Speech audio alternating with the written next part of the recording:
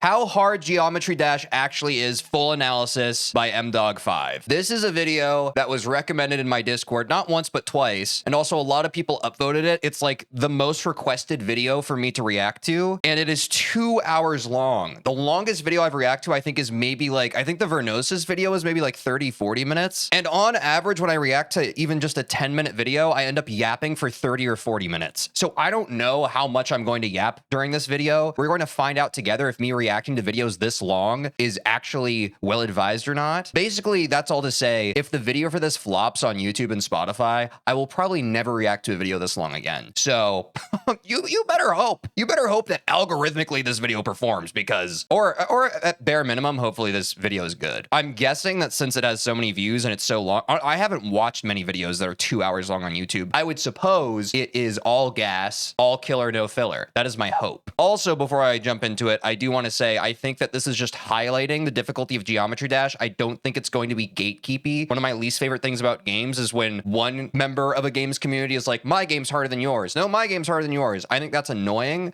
So I just want to preface that if we reach a point in that video where I need to address that, I will, but I don't think that's what this video is doing. Therefore, if y'all are not Geometry Dashers, don't worry. I think this is just a deep dive on Geometry Dash. I don't think they're trying to say Geometry Dash hard and the game you play not hard. Make sense? Cool. Let's jump into the video. We really need to get into it. The upper limit of Geometry Dash makes it one of the hardest video games that is out there. Arguably the hardest. Harder than any of the Souls games. Okay, he does say arguably the hardest. Harder than the hardest Mario Maker challenges, and even harder than the Five Nights at Freddy's Max Mode challenge list. Okay, so what I just said was immediately refuted because now he said, okay, never mind. But let's listen. How hard is this game? How hard are the levels in this game compared to one another? And how does this compare to the difficulty of other popular games? We aim to figure it out in today's video. The first half. Okay, yeah, so he did just say, like, we're going to be comparing these games. We're not necessarily arguing the merit of just one. For this video, we'll be explaining the scale of difficulty in Geometry Dash, meaning we'll be showing how hard levels are compared to one another, from Stereo Madness all the way up to the hardest levels in the game. The second half will be me comparing the skill ceiling of Geometry Dash to other high skill ceiling video games and seeing where it stands. So sit back, grab some popcorn, and let's dive right into this. Yo, that's what I told my chat to do. I told, yeah, yo, go get your popcorn, y'all. We're gonna be here a while. Now, this video is made for people in the Geometry Dash community and also people who aren't in the Geometry Dash community. So to start off, I'm going to give just a basic understanding of what Geometry Dash is. But if you already know, you can skip to the next timestamp. Now, Geometry Dash, for the sake of the video and it being holistic in how I react to it, let's see his breakdown on what GD is. I'm curious. I know what GD is. I know that most people in my chat probably know what GD is. But what the heck? I like hearing people summarize stuff I already know. I think it's fun. Dash is a game that has a huge range of levels. There are millions of uploaded levels onto the servers, all of which have varying difficulties. Some of these levels can be beaten by an average person quite easily. Others, however, go beyond the difficulty that most of the game's own player base can't even fathom. Now, there are 6 different main ratings in the game, aside from auto, which is an automatic level which requires no input to complete. The main ratings range from easy, normal, hard, harder, insane, and demon. The demon levels, I didn't even remember that. I mean, I've been playing the game for 3 months and it's kind of been like at a crazy fast clip of me like jumping from difficulty to difficulty. I still struggle to remember all the difficulties in this game. It's kind of crazy. It's crazy how much granularity, even within like, by the time you get into the demons, there's like unmeasured granularity to it, but even within like the actual measured documented difficulties, it's just kind of crazy, man. Have tiers of their own. So there's easy demon, medium demon, hard demon, insane.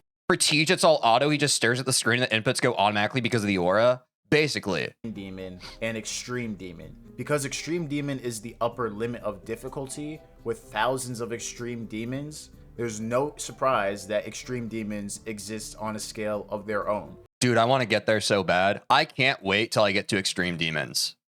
What's up, Vernosis? Yeah, dude, I'm excited. This is a solid video. A lot of people want me to react to it. And to what Abu just said, yeah, it might be a 6-hour stream. Especially because we're 2 minutes in and I can't stop yapping. I got the yap gene. Yap, yap, yap, yap, yap gene. But we'll get into that later. Geometry Dash has 8 main game modes with a ton of objects in the game, which changes the way you use game modes. Sounds right. The first is the cube, which just requires a simple click. It is usually used to jump over obstacles like spikes.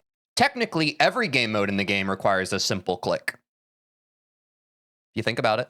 And to gain height by jumping on blocks. The second is the ship, which you hold to gain altitude and release your input to decrease altitude at the same rate. Since the camera changes, the ship is usually used to make the player avoid spikes on the ground and ceiling, and anywhere in between. The next game mode is the ball, which simply rolls forward and switches gravity upon a click. The next is the UFO, which resembles the Happy Bird game, by floating in the air and bouncing a certain degree with each input before heading towards the ground. Next is the wave, which travels diagonally. This is my favorite. I love the wave, bro. I love 9 circles. Honestly, the hardest part about how long this react's gonna be today is I do really want to play 9 circles today. I freaking love that level. I wanna learn more of the wave. Upwards upon an input and loses that altitude. Did he just call it Happy Bird? Maybe. I think it's okay. You can say stuff wrong sometimes, and I'm still okay with you. At the same my opinion rate upon releasing. It is most people's favorite game mode, myself included. Then I'm saying Mdog5, you know, just for that, man, liked and subscribed. Your video didn't even tell me to do it yet, but a fellow wave appreciator. That was a dap, but I didn't make eye contact. There's the robot, which is basically like an animated cube which jumps higher and for longer, allowing you to hold the input instead of just clicking. There's the spider, which instantly teleports to the ceiling. I feel like a spider's underrated, no chat? Like, I feel like ever since I played Skeletal Shenanigans, I've actually really been enjoying Spider. I really liked the spider on Skeletal Shenanigans, and I like the spider on B. Or floor for each input. Finally, there is the swing, which travels in a curve upwards and downwards upon each input. The longer it goes unbothered, the faster it will travel either upwards or downwards. Now those swing, I just haven't, like, I think I've played it on Dash and Skeletal Shenanigans. I couldn't name, gun to my head, I couldn't name another level that I've played swing on. I do not remember. Feel free to correct me. These are just the basic game modes. There are portals which invert your gravity. I'm not sure if swing sucks, but my perspective on it is I've simply, like, I haven't even played 10 levels that have swing in it. I'm not allowed to have a formed opinion on it because I'm like a baby. Or method of input. There's speed portals, which completely changes the difficulty and fundamentals. Hate these. I think these are fine when they're connected to a portal, like when they're actually in a transition. I hate these mid-game mode, bro. They mess me up because I'm bad at the game. Nature of obstacles. There are orbs, which you click on, which enact a certain physics alteration, and much, much more. With an extremely complex level editor, there are endless possibilities in terms of obstacles and combination of obstacles you can encounter. The editor is so expansive that you can even make your own mini game in Geometry Dash. So right off the bat, you have a bunch of game modes one needs to master or at least get comfortable with in order to progress most. I mean, that's the beauty of it, right?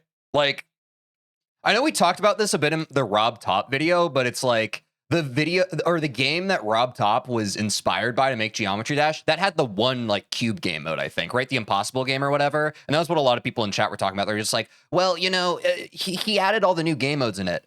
And I do think that that is to Geometry Dash's credit. I think that if it was just one cube game mode, it would be boring as hell. I think that, like, I mean, unquestionably, right? There's just so, it's cool how just like, because he said, what, 8 game modes? It's cool how with just 8 game modes, you can find such like depth of different flows to different levels and gameplay. It's pretty sick. Levels in the game. But let's start off with Stereo Madness. Oh, dude, taking me back, bro. Yes. This is the beginning of our entry-level section, which is composed of levels that, in my opinion, any normal gamer can beat within a day or so. We're starting off. Hey, yo, shout out everybody who took more than a day on Stereo Madness. It is okay. Everyone goes at their own pace. So in case anyone heard that just now and it took them more than a day on Stereo Madness, don't worry. You are loved and you are deserving of love. with Stereo Madness. This is one of the easiest levels in the entire game and is the first level you are presented with, which makes it one of the most famous. The decoration is simple and doesn't affect the gameplay since it was made so early in the game's life. It can Damn, bro, this guy put so much effort into this. Like, you can tell, like, I mean, obviously, like, most, like, people who make, like, capital Y YouTube videos, they write their scripts, but you can just tell, like, I was not expecting that thorough of a breakdown on freaking Stereo Madness, bro. Bro, like, he's like, you know the meme where, like, someone's, like, writing on a piece of paper and, like, the pen's on fire? of a I took a week on Stereo Madness, based. We stand an honest king. Bro, y'all, wherever you're at in the game, no matter how long it takes you, that's your journey, bro. You might take a week on Stereo Madness and like a day on Deadlock by the time you reach it. You never know. One person's obstacle is another person's breakthrough. Series of cube spike jumps and teaches the player how to increase their height by jumping on higher Got your popcorn? Nice. platforms. It then gives the player a light ship section where the goal is to not hit the ceiling or the ground. Can we all just glaze RobTop for a second? Because I know like sometimes I can be playfully combative. What a beautiful first level to a game. This might be a perfect introduction to like, hey, this is what this game's kind of like. Here's what you're going to come to expect. God, Stereo Madness is going to go down in history in my brain, bro. Giving the player a lot of space in between. I distinctly remember my cousin, who's 12 now, but I remember when he was 3 years old on an iPad, and he literally sat while I was in karate in the waiting room, and by the time I was done with class, he had beaten Stereo Madness. The next level that we're looking at is Dry Out, which is the 4th level in the base game of Geometry Dash. Yes, the first bottleneck. Historically, classically. I think, did Quinn play Dry Out when we raced, chat? Does anyone remember? Comfortably say that this is twice as hard You think that Mdog edited this video by himself? That's impressive. as Stereo Madness, if not a little more. It introduces the invert portal, which is used only on the cube. Quinn did? Nice, yeah. Because I remember this was the first true struggle spot. It's because of the upside down, no? In this level at least. Dry Out with cinema always has been. I am speaking. I need more coffee. It also has noticeably tighter ship gameplay, giving the player less lenience overall. Can't Let Go is the 6th level in the main game and is the first This is the truth, dude. Can't Let Go. That's when like you learn this game's kind of got hands, man. level to kind of spice things up in terms of difficulty. I'd be willing to say that this is twice as hard as Dry Out. For sure. This is the first level which doesn't really hold your hand, but rather tests you. This is so fun. God, dude, this is a fun video. It tests your sight readability or your ability to react to what's in front of you without practice, and just based on your sight. It does this by mixing in a couple of triple spikes, giving you a dark section, which also inverts your gravity. Finally, the level tests your patience. Dude, yeah, I forgot about this part. Because I think Quinn also played this, and he was like, bro, like, this was the part he was really struggling with. Because I think he wasn't using practice mode, as I wasn't. I didn't start using practice mode till I was on, what was it? Clutterfunk. But when we were racing, eventually Quinn had to use practice mode because this part was just giving him too much trouble. For the race. Patience, in the sense that you now have to time your jumps to make sure you aren't jumping too early. In the previous levels, there wasn't I set an alarm for 2 a.m. my time to watch this stream. Unbelievably based. Dap me up. really any penalty for jumping too early unless it was completely unreasonable. Now you have to use your critical skills to determine when it isn't too early or too late to jump. I'd say the average gamer would be able to beat Can't Let Go within their first day if they're determined. Here's my friend playing the level.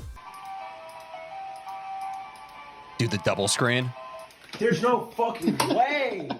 Yo. Now we'll get into small time and That's a lore accurate depiction of Can't Let Go. Yeah. Which are main levels that I'd say one would have to put a couple of days to a couple of weeks of playtime in order to beat. Time Machine is the 8th level in the game. Chat, I don't remember this level. Time Machine is... I beat this level. I don't... Wait, probably if I see it, I'll remember it. It's notorious for being a jump in difficulty above the levels that came before it. Let's just say for consistency's sake that it's twice as hard as Can't Let Go, because Dude, I do not remember playing this level. Definitely feels as much to me anyways. Yes, it introduces the reverse gameplay portal, but that is seldom used in online levels, which is what we'll get into later. Time Machine is difficult in my opinion because of the way it casually throws around triple spikes, has blatantly more difficult Dude, I don't remember this level at all, chat. What the hell? ship and reverse cube sections, as well as you needing to make sure you don't jump too early in certain Maybe I've been playing too much Geometry Dash, dude. Oh my god. I didn't realize that I could reach a point where like I wouldn't recognize one of the levels I played. I actually feel pretty messed up about this right now. cases. Us GD players often overlook the difficulty in Time Machine, but to a new player, for instance, this is the first level Okay, I actually, that segment that just happened, the difficulty in Time Machine, but to a new player, for instance, this is familiar. Maybe it's just because of like all my pattern recognition in the game. Like it's harder to pick out like patterns that you've just seen like 1,000 times, right? But this looks familiar.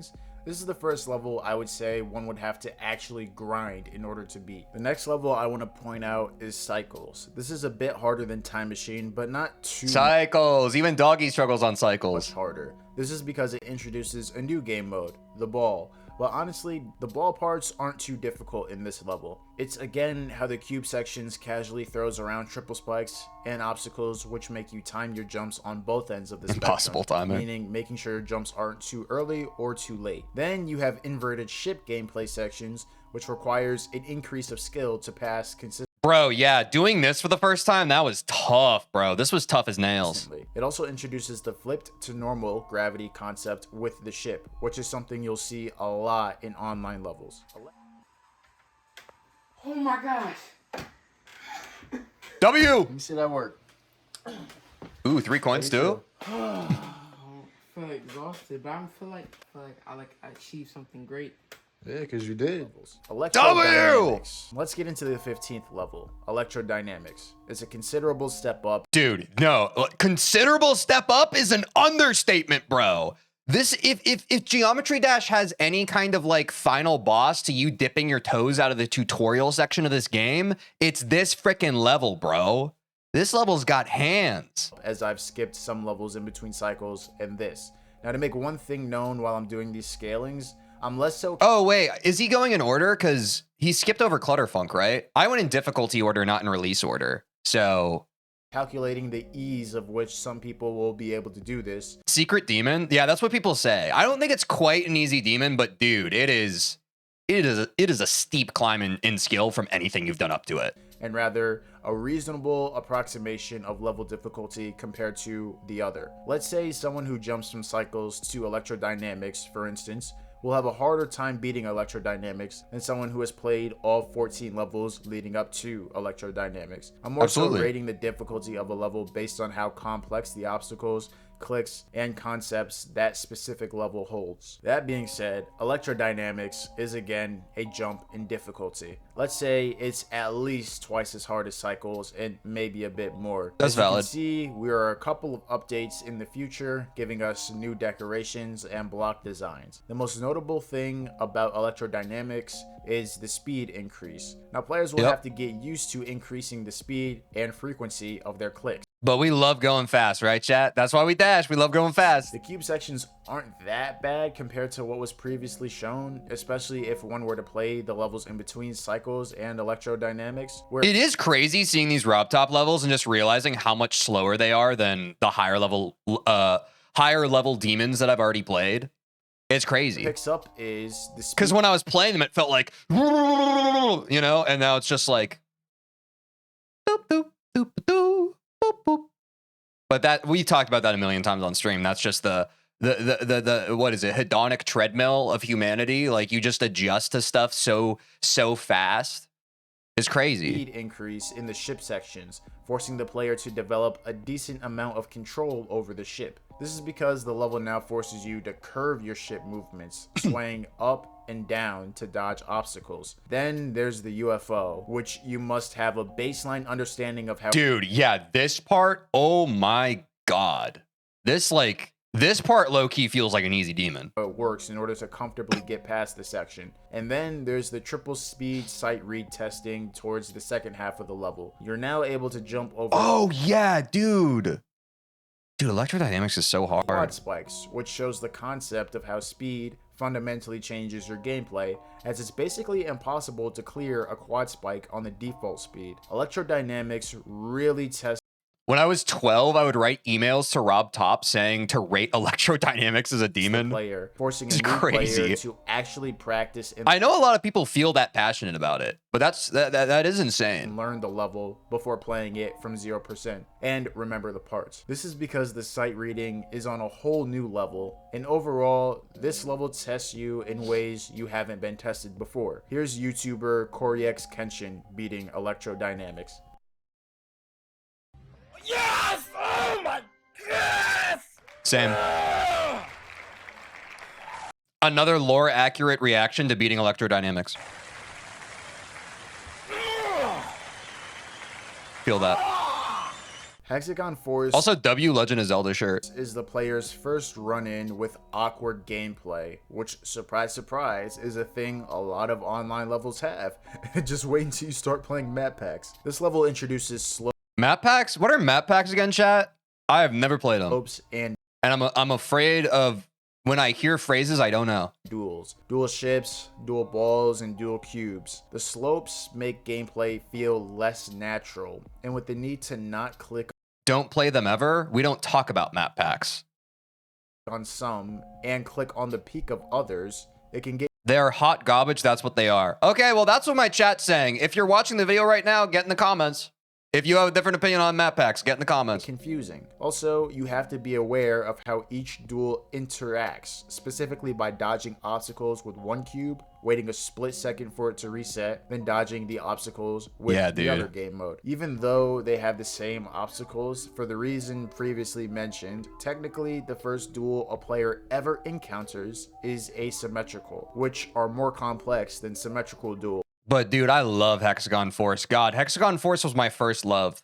Y'all remember when I was playing through the RobTop levels, and for the longest time, people would ask, what's your favorite level? And I was like, Hexagon Force? That was my answer for a long time, dude. A long time. Which this level also has. Other than that, the God, this level's so base, dude. other parts are pretty mild. A lot of people are split in terms of which one is more or less difficult between electrodynamics and Hexagon Force. I personally think they're close, with Hexagon Force being a bit harder, but let's just say the same because I think I did Hexagon Force before electrodynamics. I think that electrodynamics is harder, but I did fluke Hexagon Force a bit. my poll definitely disagreed with that. I say this because I think a player needs the same amount of prep and practice with both Electro and Hexagon Force. That's valid. I do think they're similar. I do think they're like, when they were pitched to me, when like I asked my chat, like what the next levels I should play were, people said either Hexagon Force or Electrodynamics, and I just arbitrarily picked Hexagon Force. I do think there's similar difficulties. I think it is like 6 in one hand, half dozen in the other. Either way, you're going to have to experience a skill jump, right? Force. And now we're getting into the big boy levels. These are called demon levels, which is a kind of difficulty we are yet Club step, toe 2, deadlocked, peak. Except I don't like toe 2. to go over. It isn't stated. Fight me. Don't actually. If you like toe 2, that's fine. I don't like that level at a bit. Not even a bit. But all of RobTop's demon levels so far are quote-unquote easy demons. I'd say a new player needs at least a few weeks to a month of playtime in order to gain the skill to Club Step was a movie, dude. I rewatched my short of me beating Club Step, and I was like, that's right. I screamed hug top, go bottom. That was probably one of my coolest clears, bro. beat one of these levels. Not gonna lie. With even a couple of months of playtime being considered normal. Anyone who beats these levels are dedicated Wait, a couple months of playtime? It took me like a few days, no? Geometry Dash players who know and are comfortable with the basic mechanics. Club Step is the first level we're going to be looking at, which the game doesn't even allow you to play unless you have 10 secret coins, which, to be fair, isn't that hard to obtain. I'd say it's about 50% harder than Electrodynamics. The main challenge is the learny nature of the level and the ship. That is the hardest thing about, like, once you get to, like, the main level demons. I mean, there are a few, like, I think on average, usually every level before it has, like, one kind of learny part. But the game from here on out is just like, all right, dude, time to jump into practice mode and learn. I hope you liked school, bro. It's time to go into frickin' study hall and learn. Control. It tests your fundamental ability to control the ship while it is in normal gravity. I don't like club step. I love club step. I think it's a great level. And inverted gravity. There are also UFO sections that just require raw skill, patience, and the proper execution of the click pattern. Finally, there's a difficult ending compared to the rest of the level, which tests the player's nerve. Deadlocked is so fun to replay. Yeah, in my opinion, Deadlocked is just head and shoulders above both club step. I mean, I don't like Toe 2, but it's like head and shoulders above both of them. Like, it's the best of the main level demons, and it's not even close. Which again is something like if I had to choose which main level demon I could go back and replay, and I had to like evaporate the other two, hands down I pick Deadlocked. Common and it's like frame one I say that. I don't have to think about it. Online levels, especially hard ones. Already we're at the level of other games. I personally think working up the skill to beat something like Clubstep is like beating an entire video game. The challenge of beating Clubstep itself is like beating a hard Souls-like boss, and yet we're at the tip of the iceberg. I like that comparison. I think I've said that before in stream too. It does feel like playing Geometry Dash, playing a hard level, it feels like when you finally see all the moves of that Dark Souls enemy, you've learned their whole skill set, and you're just like, I see every single thing you do now, and I can read it before it happens. And I just beat you. Yeah, Consort Radon type beat. When it comes to Geometry Dash, Theory of Everything 2. Theory of Everything 2 is the second demon in the main game. It requires 20 secret coins. This level is just, I don't like it. In order for a player to unlock. It's about... If you like it, I'm happy for you. This is the first level in the game. Of all these levels I played up to this point, I genuinely was not having a good time on this level. Like, I genuinely was not enjoying playing the game. 10% harder than Clubstep, in my opinion. So, not too much harder, but much more complex. I mean, the level is called Theory of Everything for a reason. First off, the orbs are a lot less charitable in terms of... The song is pretty good, Rafa. When you can click them and not mess up your trajectory into where you need to go. Again, a concept online. Yeah, you get it. It tests your fundamental competence with the ship by giving you tighter sections which casually change your gravity. The UFO sections are like the ones in Clubstep, forcing you to find and execute the click pattern. The ball gives you a memory section, and the new wave game mode appears again. This one takes a lot more learning than Clubstep does, and is another grind for those newcomers. The frickin' 80% chip, dude. Deadlock. Salutes in chat. This is the third. Yes, baby! Peak!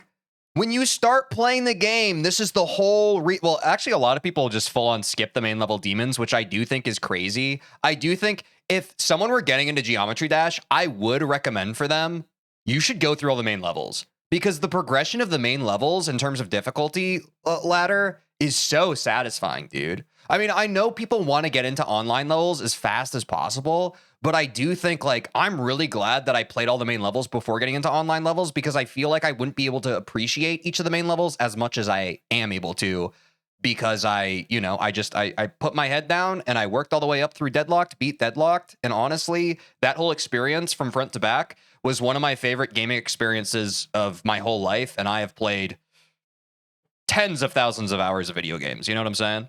Third and so far final RobTop demon level. Deadlocked is meant to showcase one of the biggest updates in the game, Update 2.0. Therefore, a lot of new gameplay concepts have been added, such as the robot, the green orb. Imagine if you had to complete all the main levels to unlock online levels.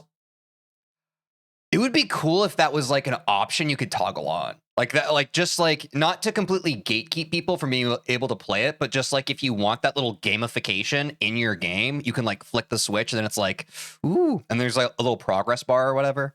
I mean, someone could easily make a mod for that, right? Orb, teleportation portals. In my mind, that's what I self-imposed on myself, right? I was like, I don't get to play an online level till I beat these. And that was really satisfying. I would recommend it. You don't have to do that.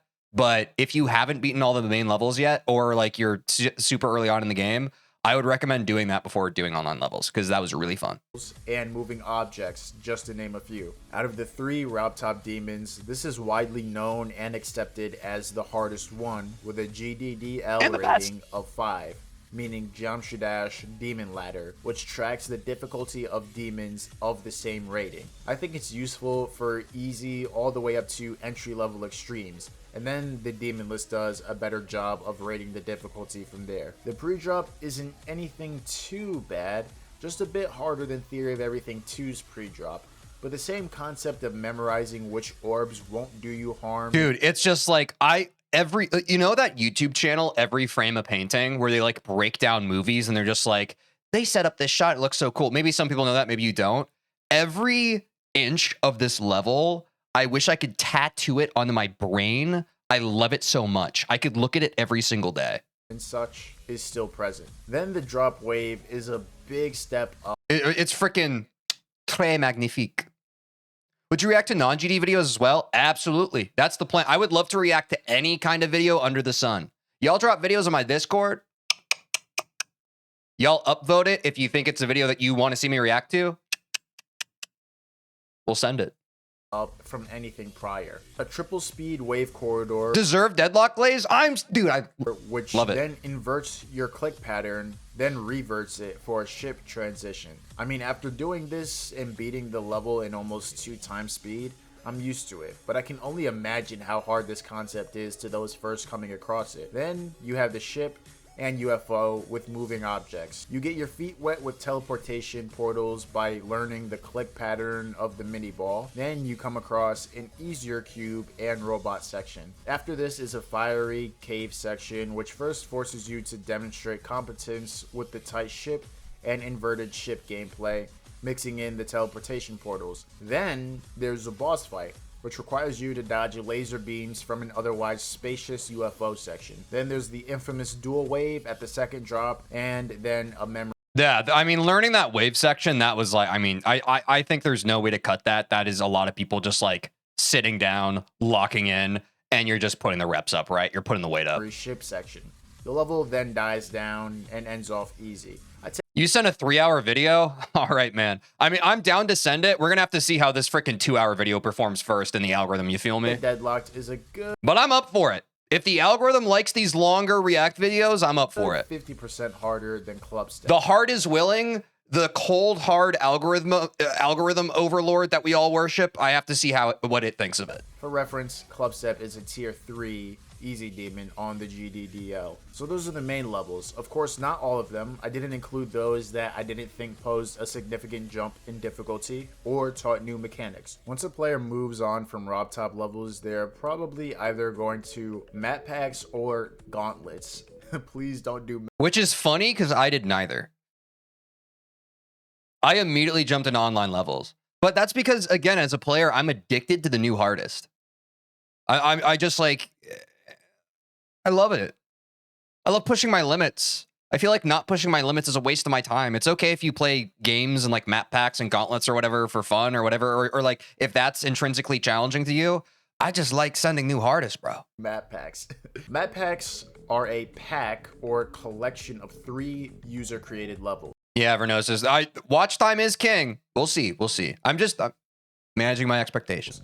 Each pack is of varying difficulty and offers stars and secret coins once beaten. The incentive behind doing these is that they give you extra secret coins, which allows you to unlock different icons. But because this feature... Like when I tell you I've never even seen this screen of the UI before, I am not lying. ...was introduced to the game over a decade ago, they consist of old GD levels, which aren't really that good gameplay-wise. Remember when I was talking about awkward gameplay? Basically, all of the levels are of such and of old themes. The silver lining is that it gives the player a decent amount of experience with sight reading. Getting the courage to play map packs is challenging. Memory, practice. Why? Because is it just because people don't like them, or is there like something else to it? Like I don't know. I still don't really. I feel like I don't really understand what map packs are. Should remain untouched. W 100 bits from Sans. A level and even just raw skill is something that most of us have been through, but the more ideal way to go for new players today are the gauntlets. Like map packs, the gauntlets are a collection of user-created levels, but this time holding 5 each, and the difficulty of levels within the gauntlet varies a bit more than they do in map packs. Instead of secret coins, they just fly. Okay, so you're all just kind of saying that's annoying gameplay. I'll take your word for it. Again, get in the comments if you disagree. out give you icons, colors, and even death effects. Unlike map packs, these levels must also be completed in a specific order. This brings us to Sidestep, which I think is about 20% harder than Deadlocked. After a player beats Deadlocked, they're probably going to be drawn in towards the Demon Gauntlet, which holds 3 easy demons and 2 medium demons. Wait, doesn't one of these have extinction? Didn't someone say that? These levels, in my opinion, are harder than Deadlocked, the first of which is Sidestep. Sidestep, by its rating on GDDL, suggests that it is one of the hardest easy demons in the game, and should actually just be a medium. Oh, it's the Doom Gauntlet as extinction. Gotcha. Demon. Gameplay over time sort of evolved to be more flowy, quote unquote, which means that there are several short segments of different game modes across smooth transitions. Deadlocked and Theory of Everything, for instance, you can identify individual parts. Because yeah, now we're in the part of the video where we're broaching into stuff I've heard of Sidestep. I have never played Sidestep. Each segment had a decent chunk of level time, like, oh, this is the first wave, and then it leads into the ship section, and then the ball section, and then the UFO. Flowy gameplay is more like ship, ball, reverse ship, wave, dual robot, 2 seconds of ball, 2 UFO clicks, invert ship. I hope I'm making sense. Sidestep. I've never played a level like that. That seems like hell. Although being rated the same at tier 5, is a decent chunk harder than Deadlock due to its learny nature. The way it throws you into inverted ships and inverted waves on the fly, having to learn that duel, and that ship that follows being harder than any section in Deadlocked. Yeah, I mean, as a level I've never played, seeing it just then, that kind of looked like a hard demon. I'm not going to lie. I've only played a little bit of 9 Circles, but that kind of looked crazy. Alright, so now you're a dedicated Geometry Dash player. Here, he said it. He said it, not me. I always have to gas myself up. Mdog5 said I'm a dedicated Geometry Dash player. Are you going to respect the name? Levels, I think you need at least a month to a couple of months of experience at the minimum in order to attempt, and even close to a year sometimes. We're going to be jumping straight into hard demons, as I personally think medium Oh, Dear Nostalgia had flow gameplay? Oh, I guess it kind of did. demons aren't a noteworthy step above easy demons in terms of difficulty. The most popular hard demon in the game is 9 Circles.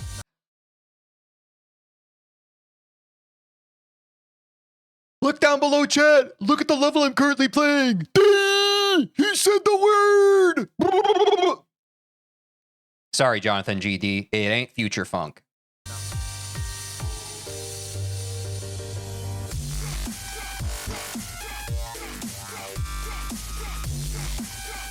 Not only is I cannot wait to send full run attempts of 9 Circles, bro. I love this level. it one of the most popular hard demons, it's one of the most popular demon levels in the game. It started the 9 Circles trend with its distinct pre-drop decoration and drop wave Don't make Jonathan sad. I'm sorry, I didn't mean to do that.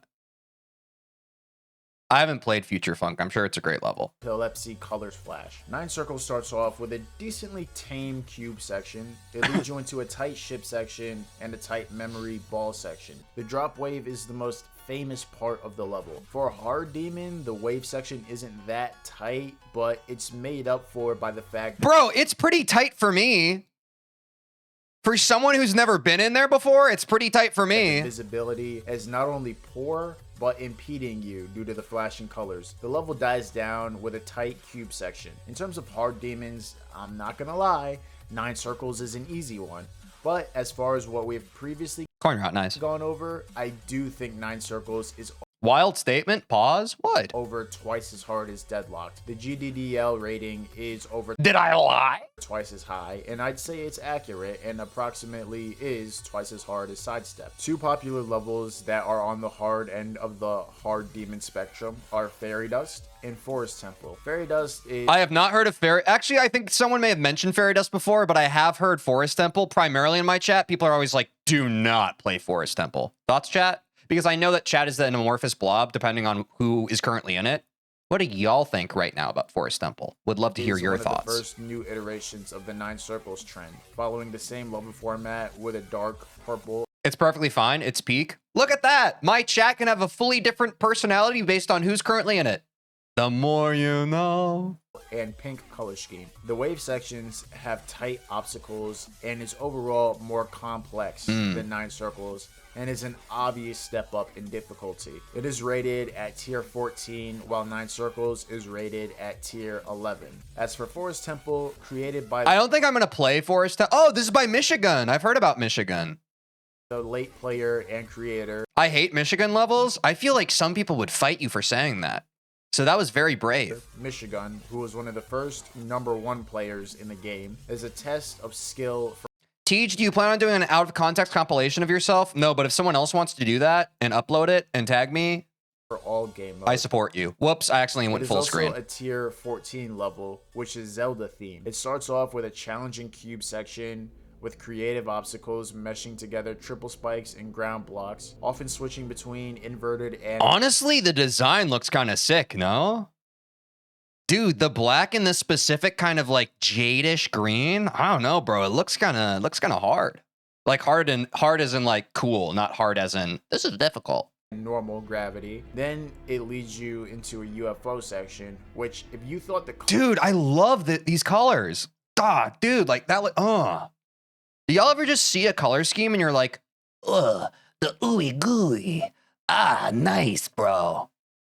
Clubstep UFO is hard, good luck with this. After is a mini ship, which causes you to sway up and down. Then there is a wave where the visibility is poor. Then you have a mini UFO, which is more about remembering the click pattern than it is difficulty. Then you have a ship section, and if you played this in update 2.1, you would know that this part was bugged and made the level 10 times harder. Now, Dude, yeah, that looks tough. Look at that. it's relatively easy. You gotta squeeze right through there.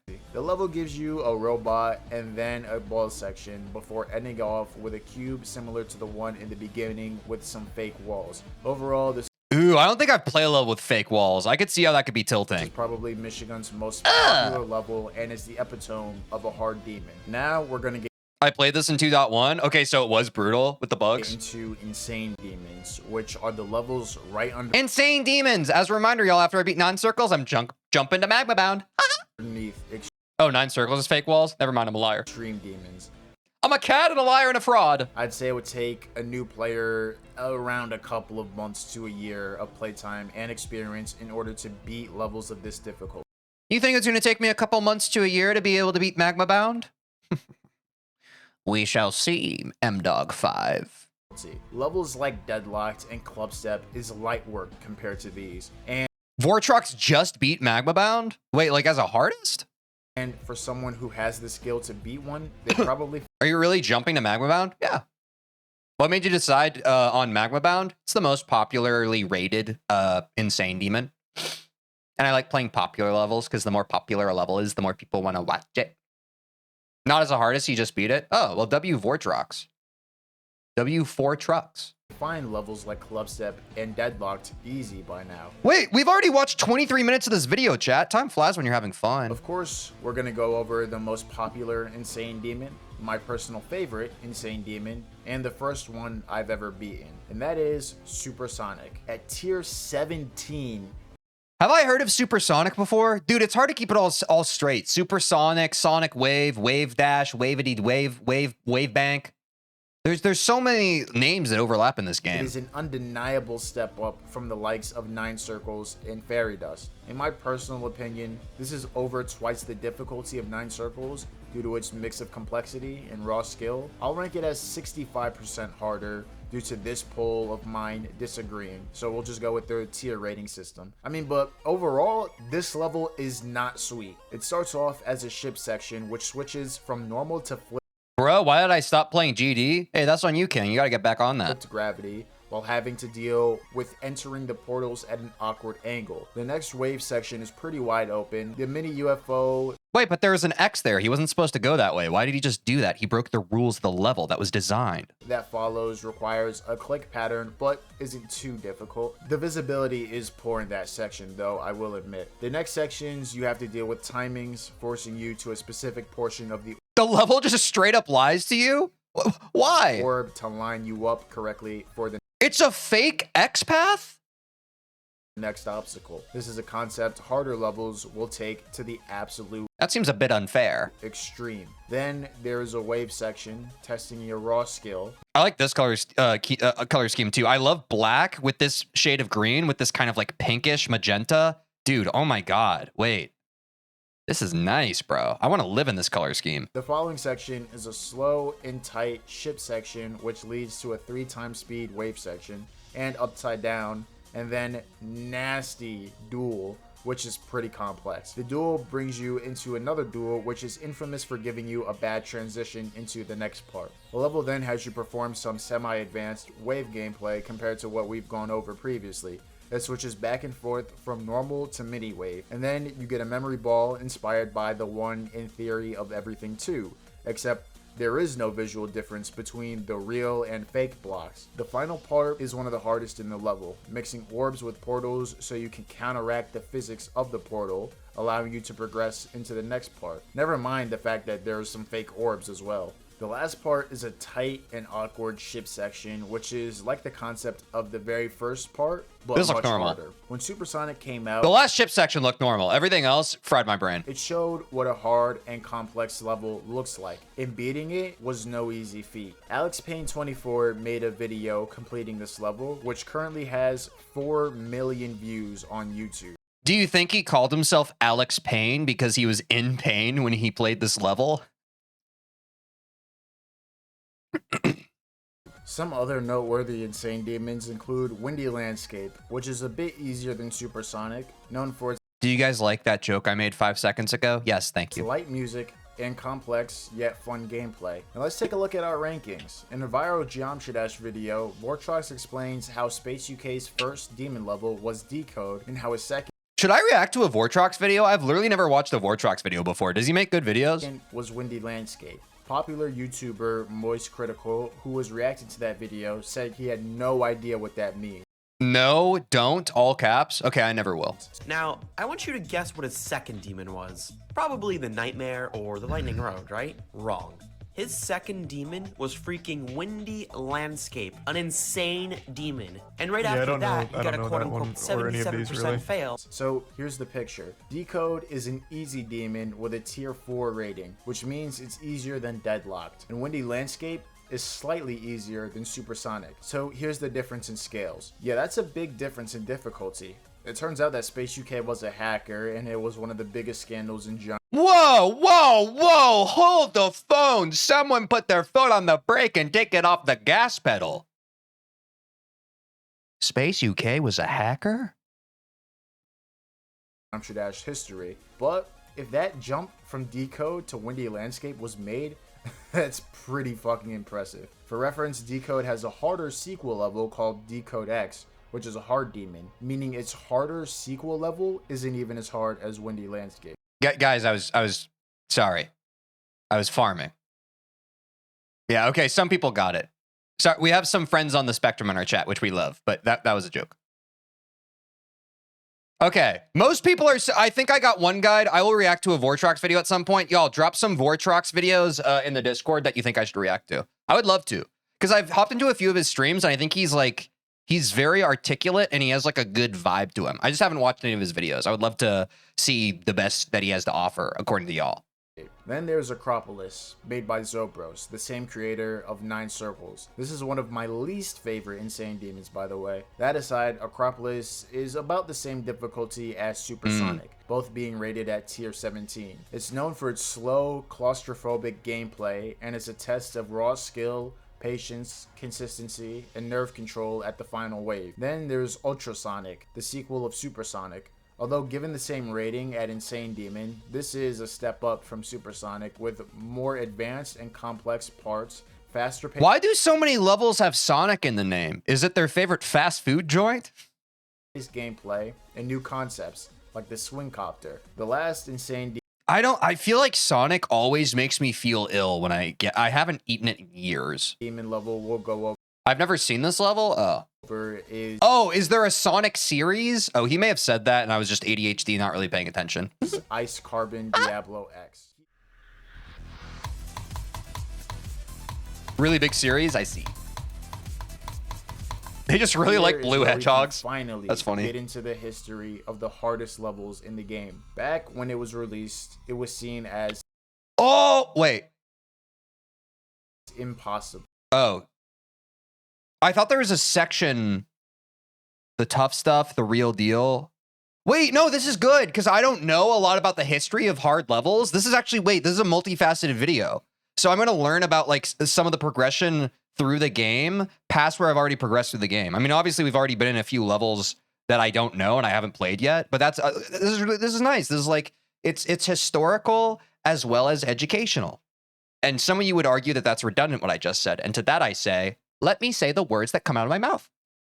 And with the lack of game optimization and powerful hardware back then, it pretty much was for players. It wouldn't be Is this ICDX? Is that why people are talking about it? until an entire year had passed. This was done by Riot, who is one of the most important Geometry Dash players for reasons you'll hear later. This wasn't the first top 1, but it was the first mainstream top 1. With its complex gameplay combined with awkward and tough ship segments, it's intimidating. It gives off Oh, so this wasn't extreme, but it was downgraded to an insane? club step, but 100 times harder. I've heard people in my chat mention before that some levels get downgraded and people get really angry. They're like, No, my precious ego. My precious ego. I beat an extreme, now it's an insane. I'm less of a player now. My ego has been challenged. Whatever shall I do? No! and I'm like, oh, okay. I guess that's an opinion you can have.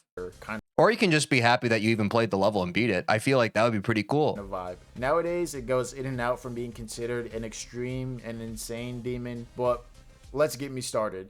To me, it's very clearly an insane demon and isn't even the hardest insane demon I've beaten. However, it's definitely on the higher end of the insane demon spectrum, being rated as tier That face, Lamau? Wait, did I make a face when I did that? 20. I just clicked on it on the stream. I hope you enjoy your stay. Now we're gonna get into entry level / early One time I said this level would probably drop to Insane Demon and someone who was going for the level got super mad and told me it wouldn't. Dude, why are people... Sorry, I know I'm not this deep into the game yet. Why do people care about a demon they played getting downgraded? It seems so inconsequential. It feels so arbitrary. Like, just play the game. I'm genuinely not rage baiting right now. I don't understand how you have that fragile of an ego about the game in that way. Like... extreme Sorry. demon levels. These are extreme demons that a player who are Because it makes them seem worse at the game. Oh, right. Yeah, we've already talked about how a lot of GD players tend to have a fragile ego.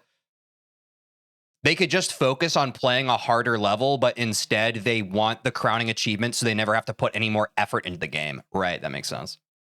crossing the extreme demon threshold will take on Imagine if 9 Circles gets downgraded after you beat it. Dude, but if that happens, I'll be grinding on another level. Like, I don't know. I don't think about the levels I've beaten after I beat them. I'm thinking about the path ahead of me. Some people, I think they just beat levels so that they can rest on their laurels and be like, huh, yeah, I've beaten this level. Bro, I don't give a shit about any level I've ever beaten. I care about the level I'm currently grinding and working on. Y'all gotta lock in a little bit more. I don't care about what I've achieved. I care about what I'm actively trying to achieve. Get on that grind, bro. the soonest. This is because we are now entering extreme demons, meaning Like, don't get me wrong, your achievements and the levels you've overcome in the game are like notches on your belt that build you into the player that you become. But why are we acting like that is all our worth is built upon? every level at this point is an extreme demon. However, as previously mentioned, there are thousands of extreme demons and they exist on a large spectrum of difficulty. There are some players that say the difference in difficulty between Stereo Madness and a beginner extreme is less than the difference between a beginner extreme and the I'm not gonna argue, like, people in chat are trying to make me understand this thing that I simply disagree with, and I think it's unreasonable. I can try to articulate this as well as possible to convince you why I think that it is foolish to get pissy about a level you played getting downgraded. I can't make you understand that. I simply philosophically disagree with you. I would rather spend my time and energy caring about things in this game that actually matter. Hardest extreme in the game, and you'll see just how crazy that statement is soon. I'd say the average new player would need anywhere from over a year to 2 years of playtime and experience to take on an entry-level extreme. And when we see players who've taken anywhere sooner than 8 months take on an extreme, that's considered pretty impressive. Easy extreme. Wait, what was the time threshold? 8 months to extreme. And when we see players who've taken anywhere sooner than 8 months take on an extreme, that 8 months. Okay, I've been playing the game for 3 months. Do y'all think that in 5 months I can beat 9 circles and magma bound? Oh yeah, within 5 months I could definitely be on Bloodbath, right? I just have to beat 9 circles magma bound and then we'll be on Bloodbath? Or is he saying if I beat an extreme demon? that's considered pretty impressive. Easy extremes are levels below the top 600 in my opinion. Nice. Levels that were once the hardest in the game, but because I'm not saying that because I have an ego about it. I'm saying because it is a bit because I have an ego about it. That's why like I kind of got bored of playing mediums because I got this in my head of like, I want to see how much I can push my potential as a player. You know what I'm saying? Like I want to push, like how good at this game can I get in the first year of playing it? You know what I'm saying? I think a lot of people view this game this way. This game is really fun and it's addictive. And it almost feels like a waste of your time to not truly test just how deep in you can go. You know what I'm saying? That's what's so exciting. It's exciting to be like, okay, this is how far I've already come, but how much more can I push to go even further beyond? we've evolved so far beyond that, they are now considered entry-level or easy extreme demons. Enter Cataclysm. Cataclysm, this is a classic one people say is a good intermediary, a good demon to do before Bloodbath. I probably won't do that because I do just kind of want to jump to Bloodbath for my first extreme. Get angry. This level fucking sucks. Oh, dude, I've heard people don't like this level. Like I've heard anecdotally, the reason people recommend Cataclysm is because it can be kind of janky and annoying in a similar way that Bloodbath can kind of be janky and annoying. Do not shoot the messenger. I have heard that anecdotally online. This is the first level on the list I personally have not beaten yet, but I plan to use it as a break level in the future. That being said, rewind a couple of years back and nobody would be talking sweet about Cataclysm. Don't do Bloodbath as your first extreme, I'm warning you. When I hear that, I just imagine like the freaking anime kid in school. Like you're freaking sharpening your kunai and you're just like, don't do Bloodbath as your first extreme. I'm warning you. You want to be pretty careful about that if you're gonna go be doing it that way. I wouldn't do that if I were you, sailor. Huh.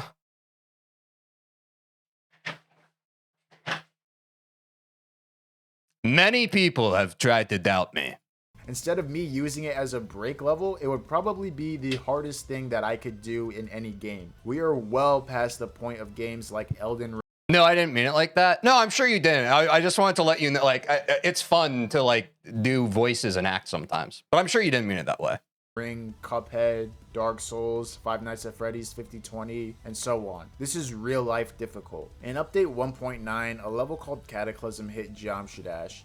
It was not only harder than Ice Carbon Diablo X, but was hell Bloodbath? themed, making it more imposing and far This isn't Bloodbath, never mind. more intimidating. This level would actually start the trend of making the hardest level in the game hell themed or of a dark red color scheme. Cataclysm is known for its tight wave and ship sections along with Oh, I thought he was introducing a new level. He's just still talking about Cataclysm. My bad. Sorry, y'all. We're 30 minutes into the video. The ADHD is going to start kicking in a bit more. complex memory gameplay. Coming in at tier 21, you can see the sharp difference in difficulty compared to the other levels we've gone over. It was hack uploaded by Bloodbath is the sequel to Cataclysm? Wait, is that real, chat? I didn't know that. Maybe that's why people recommend Cataclysm first. Oh, so I was misinformed. Boy in January of 2015. Many tried to claim victory of the level by uploading faked or speed hacked completions, but the Oh, that is real. Okay. first legitimate victory was by a player named Jiren. Then there was, you guessed it,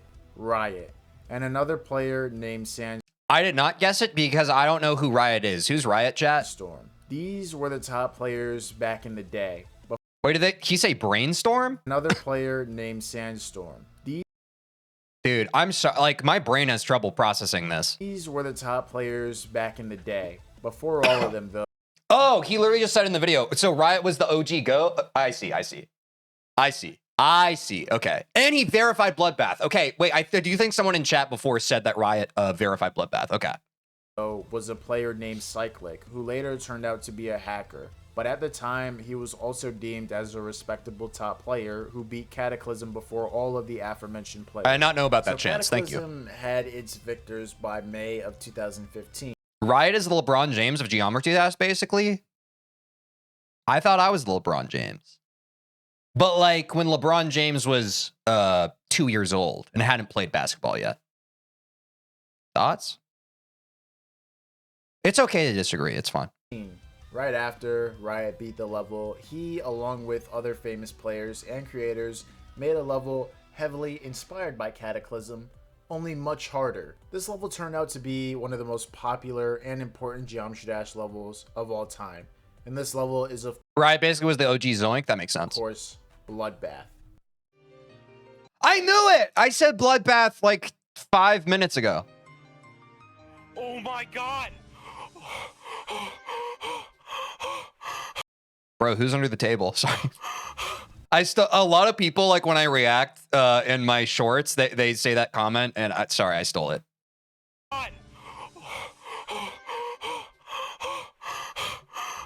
Made by not only Riot, but G-Boy, who made Cataclysm, Jiren, who is the first victor of Cataclysm, or technically the verifier, and creators like Michigan, who is the #1 player in the game at this point, Evasium, who helped make Supersonic, Edster, who is a popular creator, and more. It would take Riot, who is arguably the best player in the game at this point in time, a grueling 3 months As chat and said. 25,000 attempts. The video of his completion. Wow! It took the top player at the time freaking 3 months, and I don't really have a good metric for understanding attempts since I don't track them myself, but that's a lot of attempts for someone who's supposed to be the supreme being.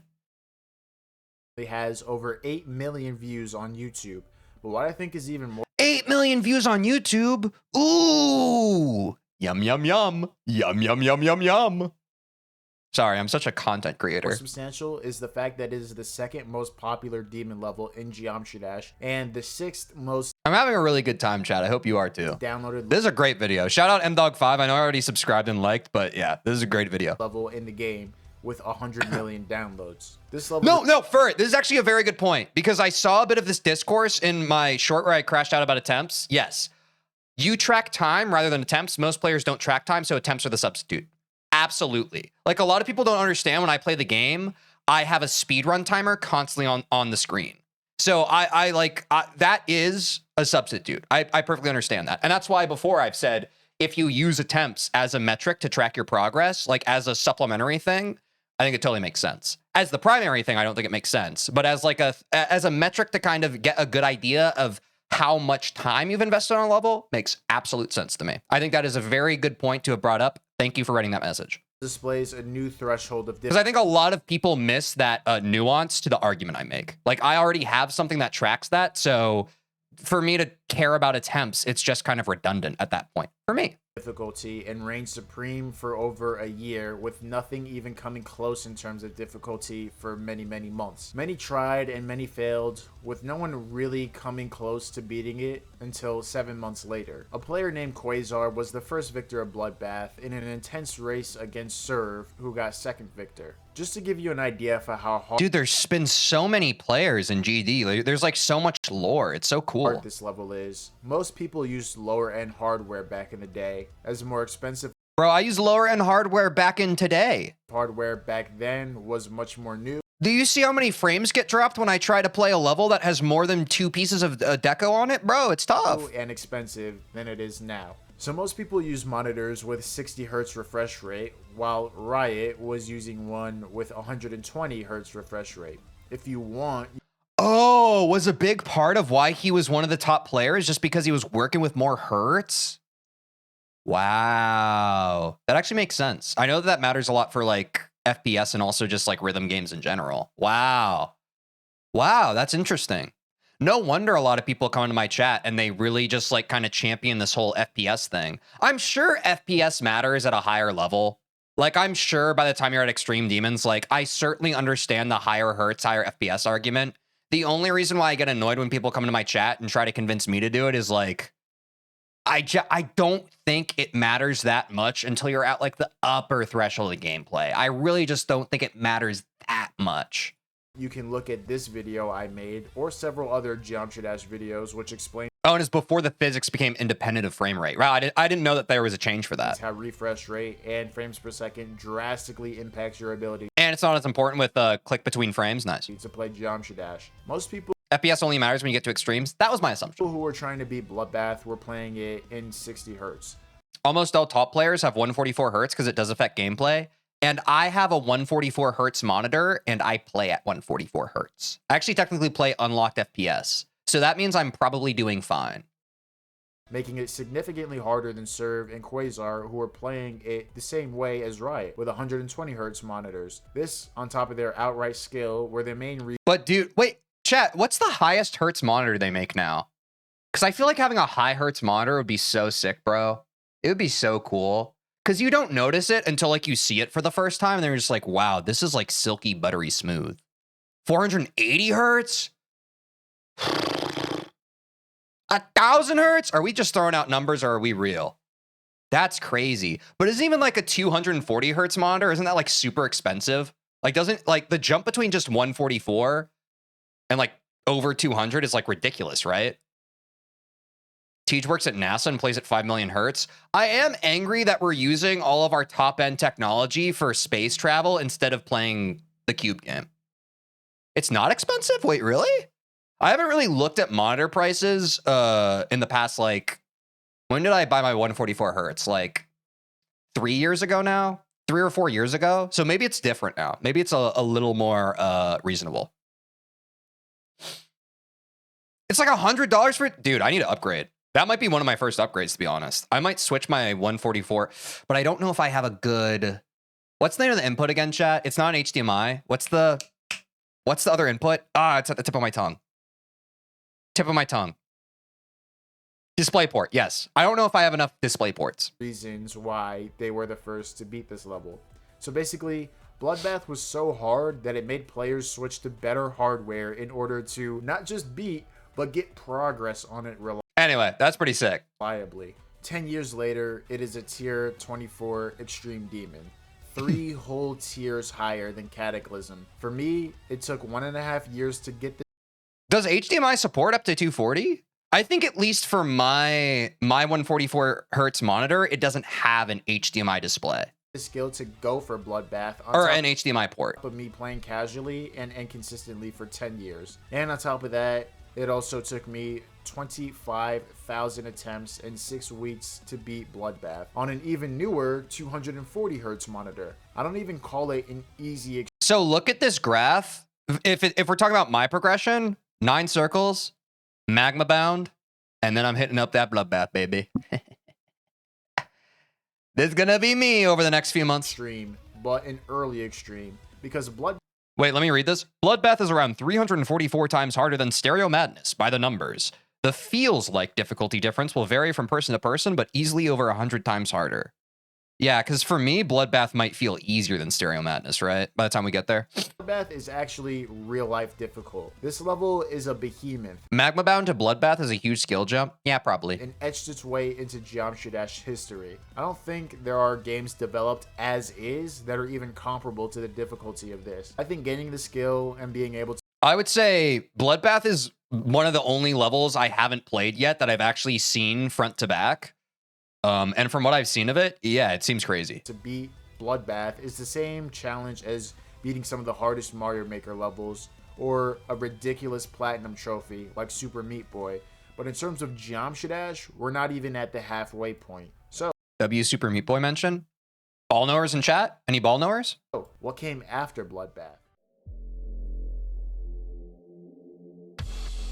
And now we're going into full, like, now we have, like, the TeejVeen GD forecast has now been completed. Now, like, this is the go! Even further beyond. I have 500 hours in Isaac. Does that count? Yeah. Sock Up in Hell, yeah. Once we beat Bloodbath, Sock Up in Hell will probably be the next one. Okay, Goku, you get it. Sucoup in Hell is a level built by... Sorry, come again? Sucoup in Hell is a level built by noob. Do more people say Sakupin? I always say Sockapan. Sockapan!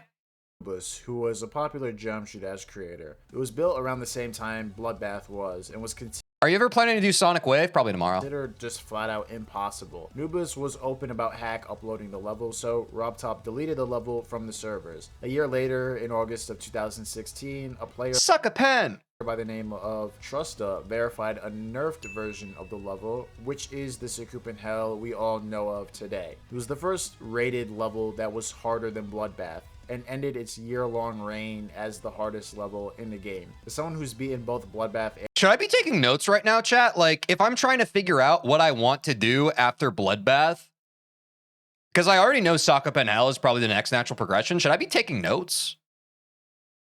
Yeah, Isaac players in chat. Vernosis, one of my friends in real life, is also a streamer, and he's a Binding of Isaac streamer, so I often raid out to him. So we got some Isaac players. We got some Isaac ball knowers. and Sucoup in Yeah, you could if you want to. That sounds like work. Hell.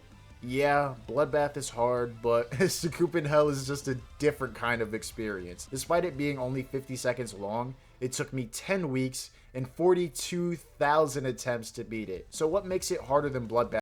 Sorry, I misread your message. I thought you said Sock Up in Hell was the first medium demon, and I thought you were rage baiting. Despite it being more than a minute shorter. So basically, it has fast-paced wave gameplay with extremely tight and uncomfortable gaps. The wave gameplay is so disproportionately difficult. Dude, but I do love wave. But I do love wave, chat. But you fail to consider that I love wave. And this kind of makes me salivate, brother. Compared to anything a player who just acquired the skill to play Sucoup in Hell has seen before. On top of that, the level is filled with not so great transitions and having to deal with the fact that it's super... Wait, I got the goat? Wait, who's the goat? Sorry. Who? Wait, did I miss something? Who's here? Wait, who's Keelan? Sorry. All due respect. Can any Keelan ball knowers, can you, what's the word? Or orient me? Give me an orientation? What's up, Keelan Craft? Keelan's the youngest pro player? Yo, W. Keelan's a prodigy in GD pretty much? Yo, based. That's awesome. We get some cool folks in this chat, y'all. I'll tell you what. Wait, it's a kid that played. Wait! Was he on a King Samalot stream one time? I feel like I caught that stream, no? Or am I mixing someone up? Am I mixing someone up, chat? I might actually know who that is.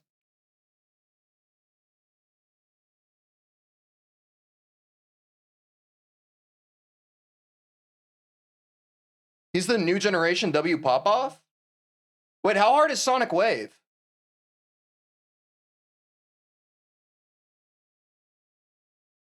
You weren't on a King Sam stream? Because I saw a random King Samalot stream and he had like a super young kid who also had beaten Sonic Wave. I don't know who that was. It's top 400, top 300? That's crazy.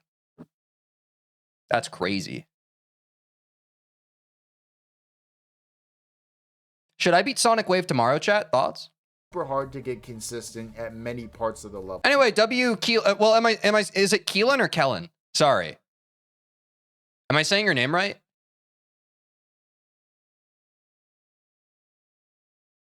At tier 25, it's a decent step up from Bloodbath. What is also a decent step up Pronounced Kellen? Okay, so I was saying it wrong. W. Kellen.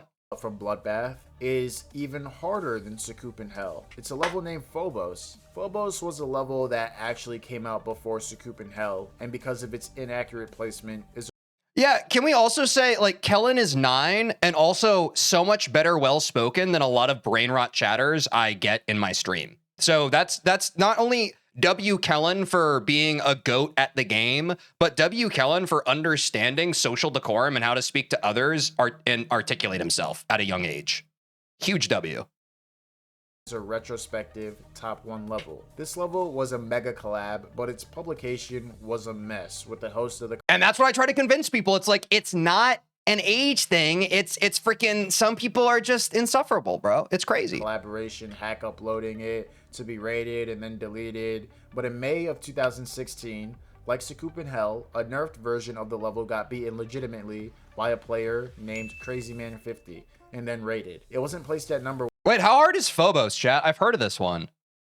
1, but at this point in time was truly the hardest level legitimately beaten in Geometry Dash. Just like Sakup in Hell and Trusta. Oh, was Phobos the level that we reacted to the Vortrox 92%? The completion of Phobos would kickstart CrazyMan50's career, who would go on to be a famous Geometry Dash player and creator. The level is basically a longer and harder concept of Bloodbath in terms of it being a long mega collab.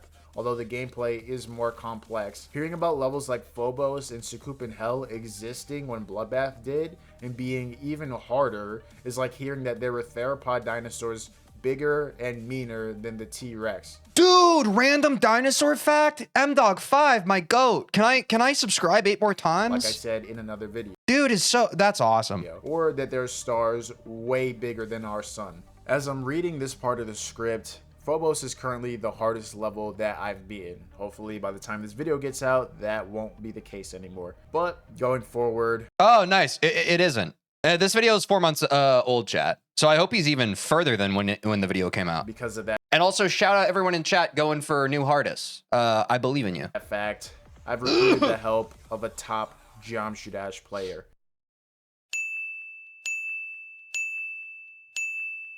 Okay, I recognize Zoink, and it also helps because the name is there. Who is this? Who is that?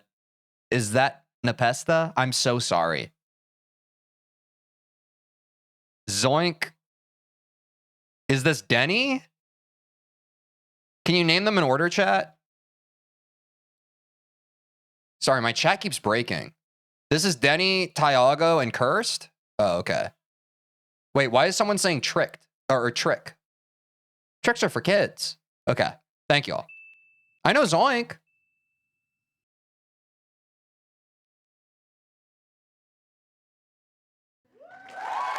This is scary. This is scary.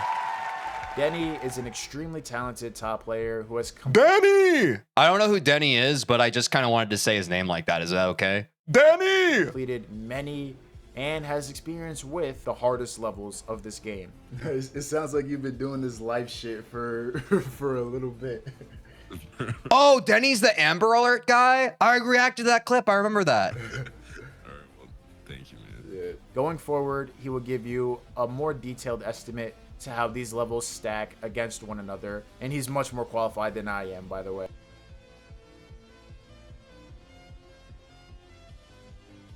The tough stuff. Open Now it up. We're getting into the hard stuff. Things that a casual Wait, everything up till now wasn't the tough stuff? I think I would qualify everything deadlocked above the tough stuff.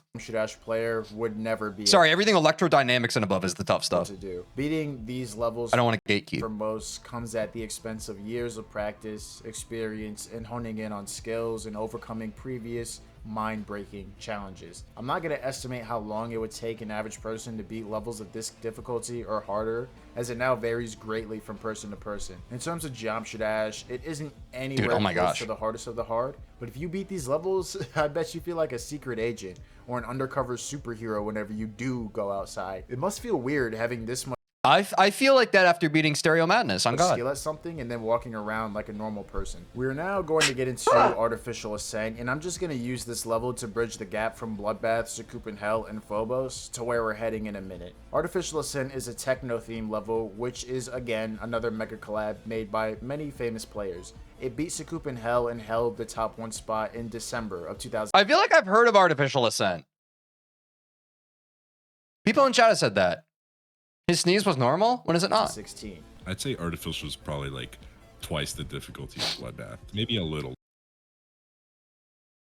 Is artificial ascent a good like long jump, or like I wouldn't jump to it, but is it, like after you beat Bloodbath, is artificial ascent a good like that's the next boss that you're training up? Like this is an anime arc and you have to go through a training arc and then eventually you got to take down the next evil guy?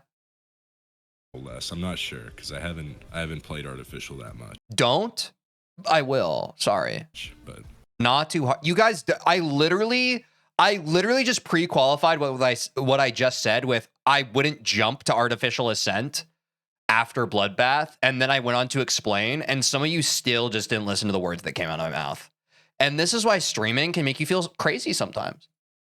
that seems pretty fair. With a tier 28 rating, this is a big step up from Phobos, Bloodbath, and Sakupin Hell, but it's considerably easier than what it was replaced by. Insert the RGB series. The red, Yatagarasu, is basically the Bloodbath of Update 2.0.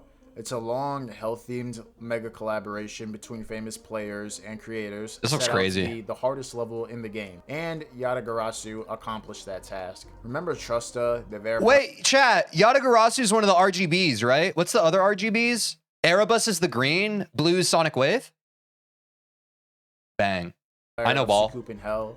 Well, he's also the... Wait, chat. The other day I looked up Erebus on the G-Man, the G-Man, the Demon Ladder, and there were two different Erebuses. Which is the real Erebus? Or did I just get trolled? verifier of this monstrosity. It took Trusta, who was one of the best players at the time, 4 months and over 50,000 attempts. The completion of this level would gain over 3 Oh, Erebus by Bold Step? Oh, the one with the capital S. I see. It is the fake one. views on YouTube. Yatagarasu requires an elite level Thanks, of y'all. competence with all the game modes, on top of the fact that the level I think Connix just beat this. runs for almost 3 minutes. Damn it, we just went in. I can't go one stream without either me mentioning Connix or someone in my chat mentioning him. It's I've done crazy. a couple runs on both of them. I haven't beaten either of them, so this is a bit of a rough opinion, but I'd say maybe Yada's like 1.5 times harder. So Yada, yada, yada. 50% difficulty increase, maybe a little higher. I think it's fair to say that Yada would be at least like 3 times harder than Bloodbath. Maybe a bit more. This level Wow. marked the end of the 2.0 era, being verified in January of 2017. Wait, we're still in 2.0? And Wow. automatically being placed at the #1 spot on the list. The next level in the RGB series is the green level. Like, this is what I'm saying, chat. When I was talking about this earlier about how I don't understand why people get so angry about when a level they make or they've beaten gets downgraded, it's like at one point, these levels that players are now kind of like casually beating as they're trying to get to like Slaughterhouse, for example, in Connix's case, this was once a top 1. Like, you can get kind of pissed about the level of difficulty for the game you play constantly shifting, or you can accept the fact that, like, as you as a player that is a part of a player base where you keep improving at the game, that keeps shifting. Of course, the design of the levels that are created and played, that is also going to shift. It's like supply and demand. That's how every game works. The player base gets better, the game gets harder. The player base gets better, the game gets harder. It's like it's a cycle. It's the way it is. You can either accept that or you can be a moron. Erebus. Erebus was made by a creator solely to see how difficult they could make a level. It was designed by Irel and decorated by popular creator Rustum, who also did work in Yatagarasu. It was then verified by a player named Boldstep in March of 2017. Making it the first top 1 level in Update 2.1. The Toxic There's Erebus. Wasteland theme level was verified in 47,000 attempts and in 3 months. As you can tell, this level is a beast, with complex and uncomfortable gameplay, said to be even harder. It looks kind of cool. It looks like the classic like little computer desktop setups where it's a black screen with the green text. You know what I'm talking about? The terminal. Than Yatagarasu. Now getting into the last level of the RGB series, the blue level, Sonic Wave. So remember Oh, again, I asked chat something and we talked about something that the video was literally just about to cover. My bad. Click, back when Bloodbath was verified, he had a rivalry with Riot. This is because Riot and Cyclic were seen as the two best Geometry Dash players at that time. Part of their rivalry consisted of each of them making a very hard level and verifying it. Riot obviously hosted the creation There's a guy who fluked Erebus from 0? No way. of and beat Bloodbath, while Cyclic made a dark blue 9 circles themed level. It turns out that Cyclic was a hacker, but his level, Sonic Wave, garnered so much hype that top player Sonix, who wasn't only a top player but was arguably the best player at the time, went on to verify it in late 2016. This would take the top 1 spot before being dethroned by Yatagarasu. Sonic Wave is a 3-minute 9 circles theme level with extremely tight wave gaps going What classifies something as being 9 circles themed? Is it just like a level that has a bunch of waves? at full speed. It makes the gaps in Sucoup and Hell look like a joke. Now, the RGB series is composed of the previously mentioned levels and is significant because each level was a top 1. The order at that time in terms of difficulty from easiest to hardest was Sonic Wave, Yatagarasu, Flashing wave lights? and Okay. Erebus. However, as time went on and more people started to beat the levels, the actual difficulty of the levels showed. I genuinely I never knew that. And people in chat all the time are like, are you going to play 9 circles levels? So thank you. That's awesome. And it was the complete opposite. The whole time, Sonic Wave was the hardest level in the series, while Erebus was the easiest. This is what I meant by the GDDL now becoming unhelpful, as Sonic Wave is rated at tier 30 and Yatagarasu is rated. And that's why we have Aradle now, right? Which I definitely know what it stands for, and I don't need someone in chat to tell me, hey, what does Aradle stand for? The AREDL? At tier 31, Wait, all rated extreme demon list. Got there. despite Sonic Wave being the harder level. I got it before chat said it. I used deductive reasoning. Although some people do say that Yatagarasu is in fact harder than Sonic Wave. I think people saying Sonic Wave is harder than Yata is more of like an old school opinion, because back then a lot of people were playing on 60 hertz, and I feel like Yata's gameplay is a lot more playable on 60 hertz than Sonic Wave. On Wait, sorry. I thought he was about to say, I think that Yata's gameplay is a lot more playable at 60 hertz than at a higher hertz. I was about to be very confused and ask why that's a thing. That would be insane. But he was just comparing it to Sonic. Okay, that makes sense. CBF, I think Yata is definitely harder because, one, it's longer, it's learnier, there's more choke points probably. If more people played, then I think Yata would be generally considered harder. But the general consensus is that Sonic Wave is the harder level. Me personally, I would say That can still be the case sometimes? Wait, why? Sonic Wave is easier than Yatagarasu, but I know some people who would say Sonic Wave is harder than Yatagarasu. I'll just go by general consensus. I'd say that Sonic Wave is probably like 20% harder than Yata. It's not that far ahead based on general consensus. Now we will go off of the actual demon list. Right now we are in the legacy list, the top levels of years ago. So right now the hardest level we have gone over is Sonic Wave with a demon list rating of approximately 253 at the time of the recording, meaning there are 252 levels harder than Sonic Wave. Yet, look at how far we've come. Oh my god, dude. We've come so far. Pause. Now we're getting into the ridiculously hard stuff, the real deal.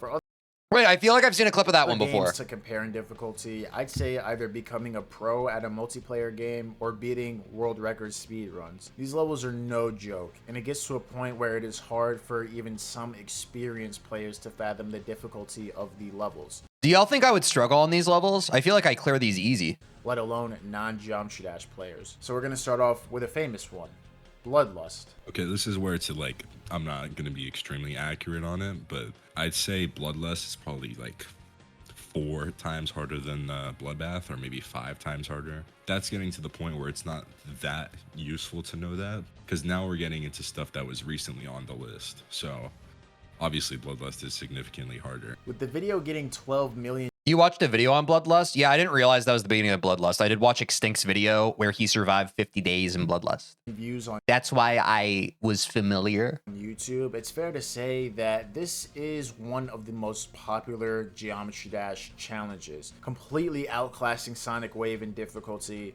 Being over 100 levels harder, Bloodlust at one point in time was seen as the pinnacle of the game. If you couldn't tell by now, Bloodlust is an extra long too, right?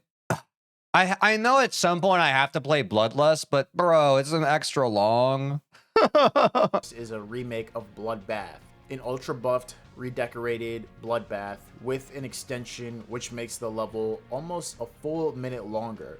After being in verification hell, Nababoy verified it in February of 2018. It took Nababoy a year and a half, 120,000 attempts, and over a... You don't have to play Bloodlust, but I do. Eventually, if I were to keep on going up in the game, at some point, Bloodbath is XL2? No, it's a long. 1,000 You're actually just wrong. Not to correct you. hours of playtime.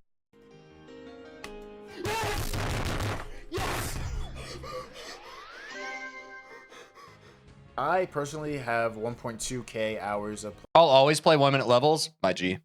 Dap me up. playtime on Geometry Dash PC, just for reference. So we spent almost my entire career What's your future hardest? Eternus. verifying this one level. It was worth it though, being one of the most popular extreme demons in the game and further pushing the limits of it. To this day, it is seen as one of the most important Geometry Dash levels in the community. It was so hard that, just like Bloodbath, it held the #1 spot for over a year. The reason why it's so much harder than Bloodbath is the fact that there's a lot more choke points. So let's say like evasion in Bloodbath is pretty easy for most people. That's like a break part. But evasion in Bloodlust, it's actually like a choke point. Like you have that extremely tight buffed wave part, which is actually like pretty difficult in stand. Dude, Geometry Dash players and loving saying the word tight. They can't resist it. You got this really tight part. It's so tight, bro. Standards to list demons today. Like that's a crazy wave part for back then. So I think it mainly comes from just the length and the amount of choke points that are added within Bloodlust compared to Bloodbath. Cool. I'd say Bloodlust is maybe like 2.5 times harder than Sonic Wave, or maybe like a little more, a little less. So it's pretty subjective. Like some people could even like think Sonic Wave is comparable to Bloodlust, which is pretty ridiculous, but some people are just not that good at Wave. And I'm a Wave carried player, so I definitely find Bloodlust significantly harder than Sonic Wave. After Bloodlust's tirade of being the It's all subjective at the end of the day, baby. hardest level in all of Geometry Dash, something had to eventually take its place. And with Bloodlust being so difficult, you would think a level only slightly more difficult than it would be able to take its place. But no, the first rated level that surpassed Bloodlust in difficulty is a level... What will it be? Let me guess.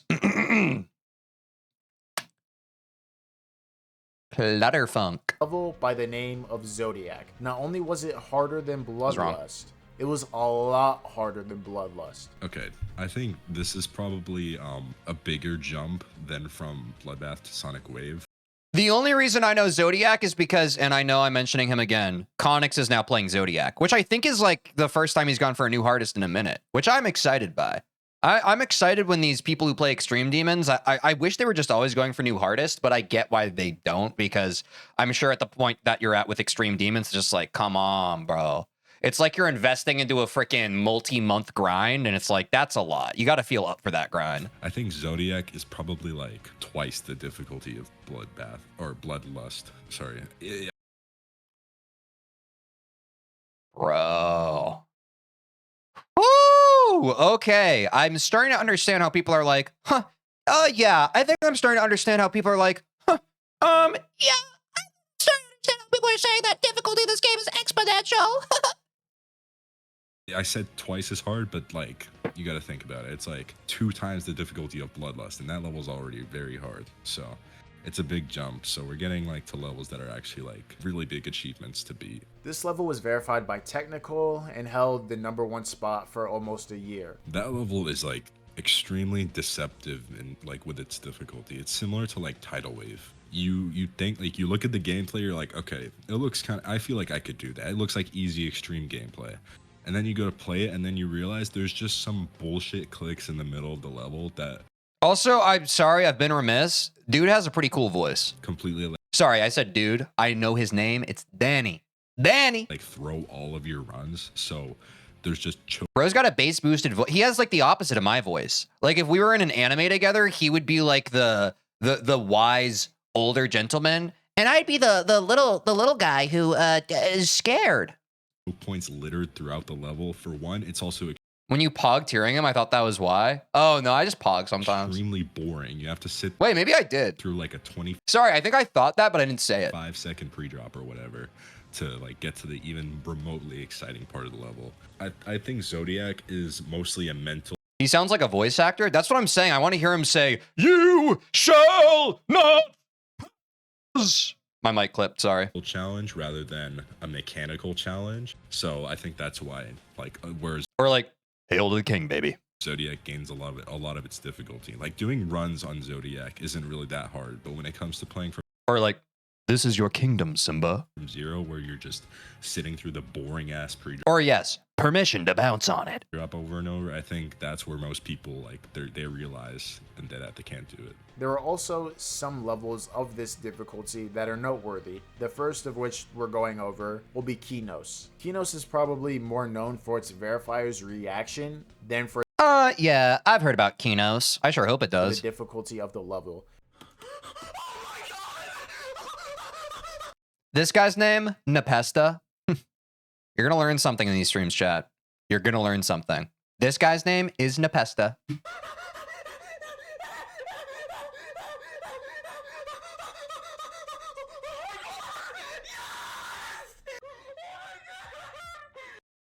Dude, and that's Nepesta's dad, Nepesto.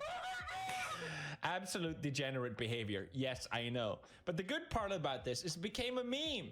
I'm joking, by the way. With it being I did not expect that Nepesta's dad, Nepesto, would be in this movie. just about the same difficulty as Zodiac, verifier But pasta? Nepesto True. spent over half a year and 130,000 attempts verifying Kinos.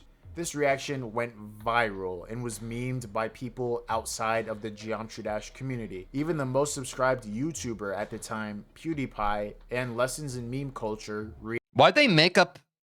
Oh, okay. So Nepesto's dad went by a pseudonym online. I didn't know Nepesto's dad had a YouTube channel because I've always just known him as Nepesto. We golf together. reacted to his reaction.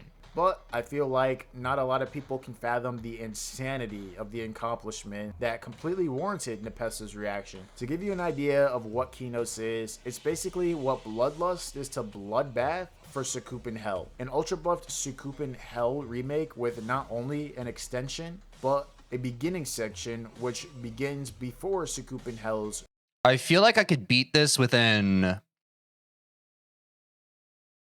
I'll be humble. 1,200 attempts. remake. And we know that Sakupin Hell is harder than Bloodbath, so it only makes sense that the harder version of Sakupin Hell is harder than the harder version of Bloodbath. Here is This is Sakupin Circles. No, it's Sakupin. What was the name of the level? Sakupin Circles, right? No, it was Sakupin Egg. No, that was medium. He just said it, and my brain immediately deleted it. What was it called? Sakupin Circles, right?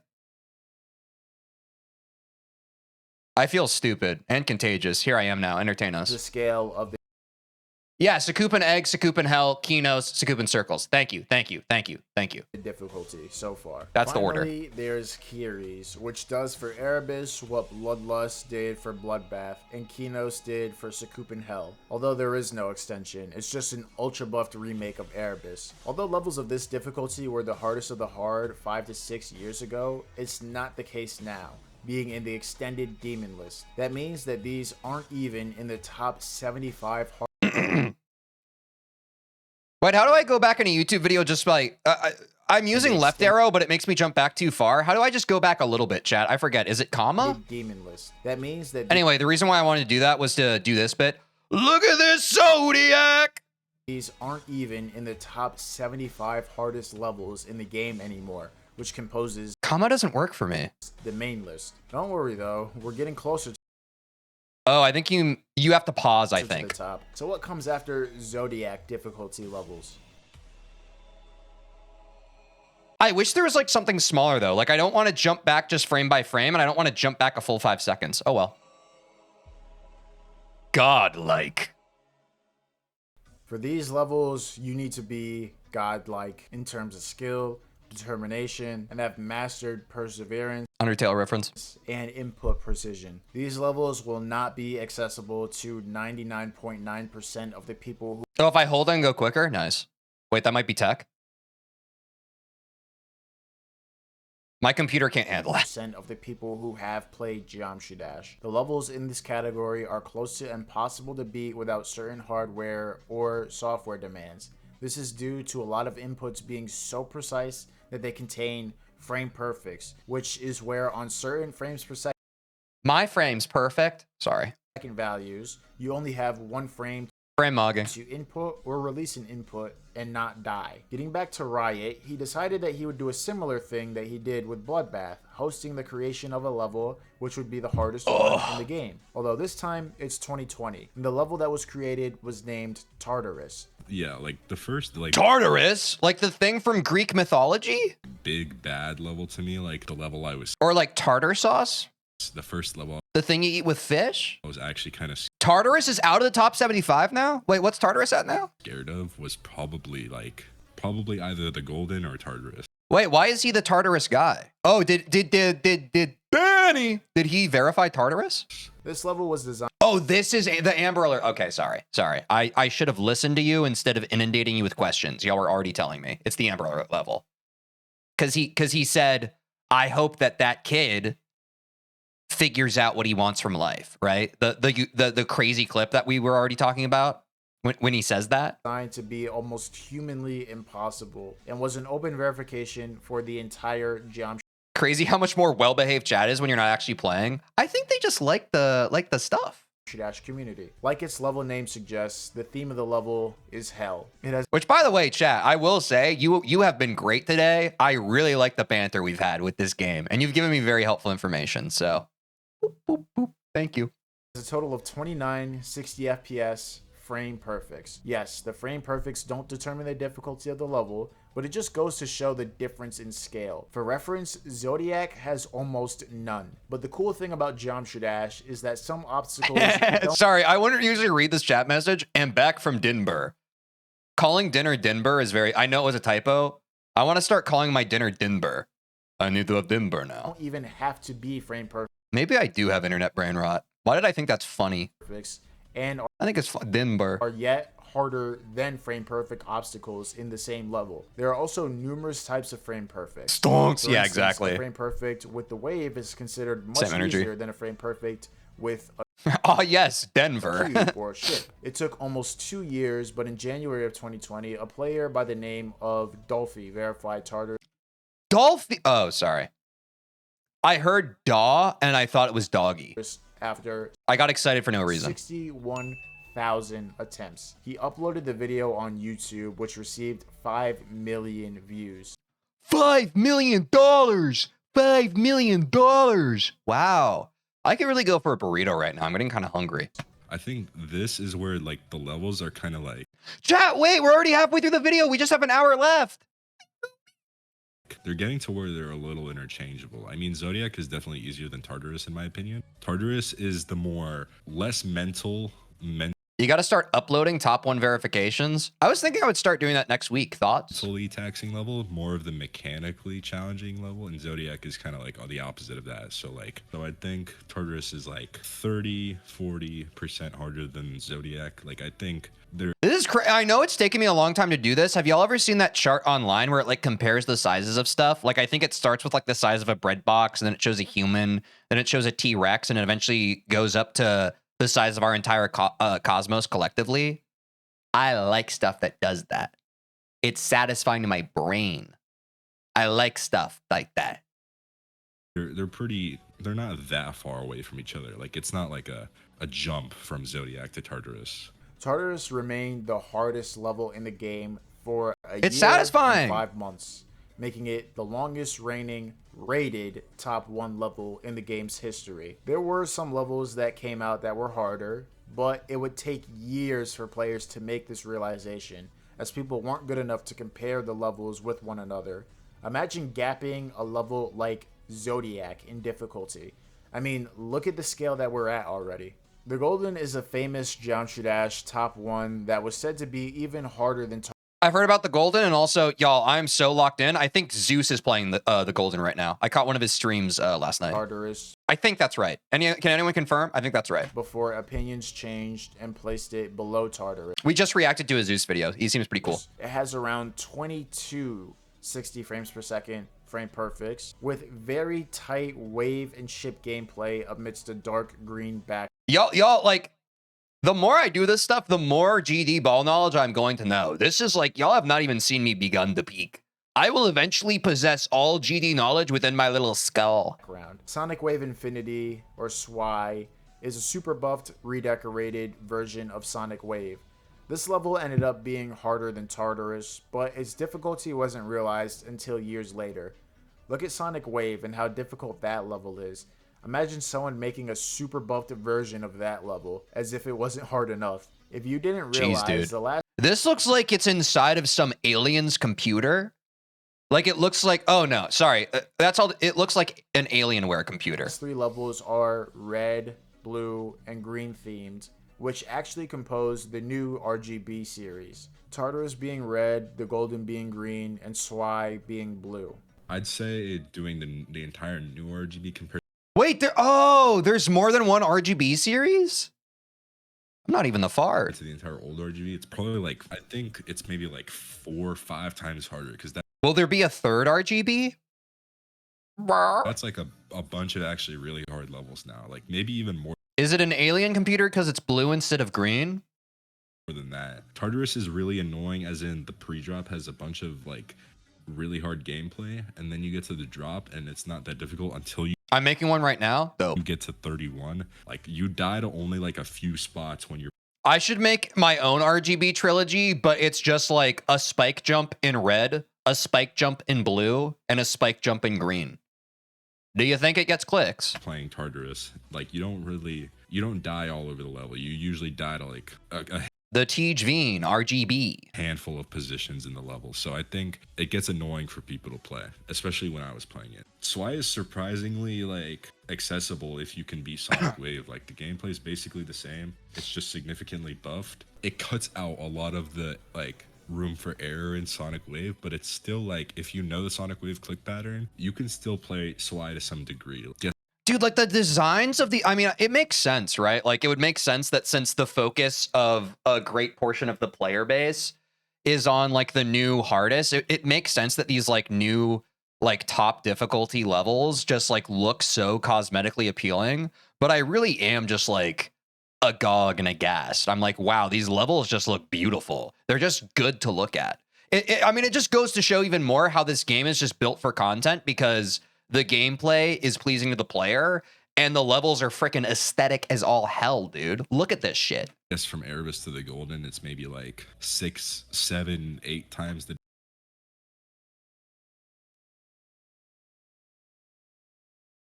Danny, come on, bro.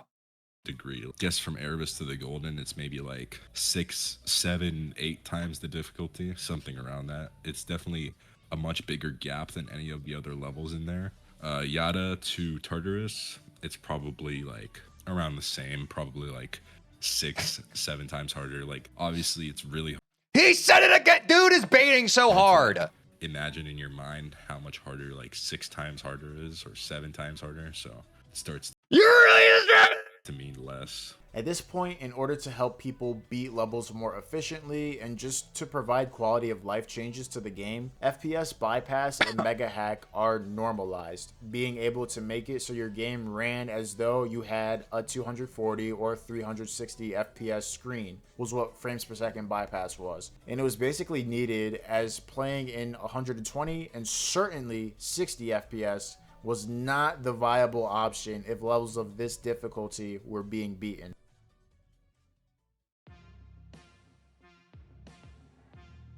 Gifted players only. All right, guys, you got to click off the stream. These are the levels that, in my opinion, you'd have 6, 7 is so 2025. Or yeah, I agree. And people are still doing it. That's not my fault if people are still doing it. That's not my fault. You think that's my fault? That's not my fault. have to be They're gifted still doing to a it. degree in order to even attempt.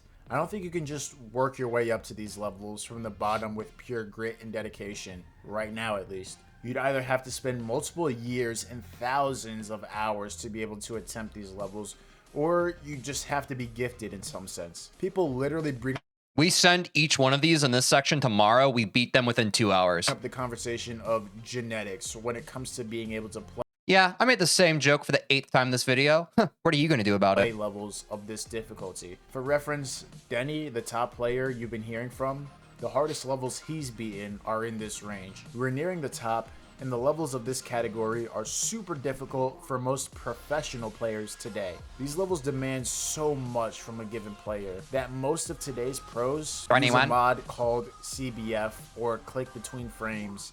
You know what CBF... Well, he just said it. You know what CBF stands for me? Can't be... Can't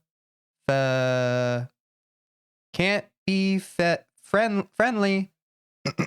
in order to help them beat levels around this Because I'm mean. range. In fact, the hardest level beaten in under 240 FPS without CBF is easier than these levels, meaning it is not yet Yeah, I know it's possible integrated. to beat these levels natively without your game running at 240 FPS. Wait, your chat message can't bet foe actually inspired me. My CBF is actually can't be focused. And that's bars. Thank you for the alley-oop on that one. So when you hear CBF in terms of me chat, it's can't be focused because I got ADHD.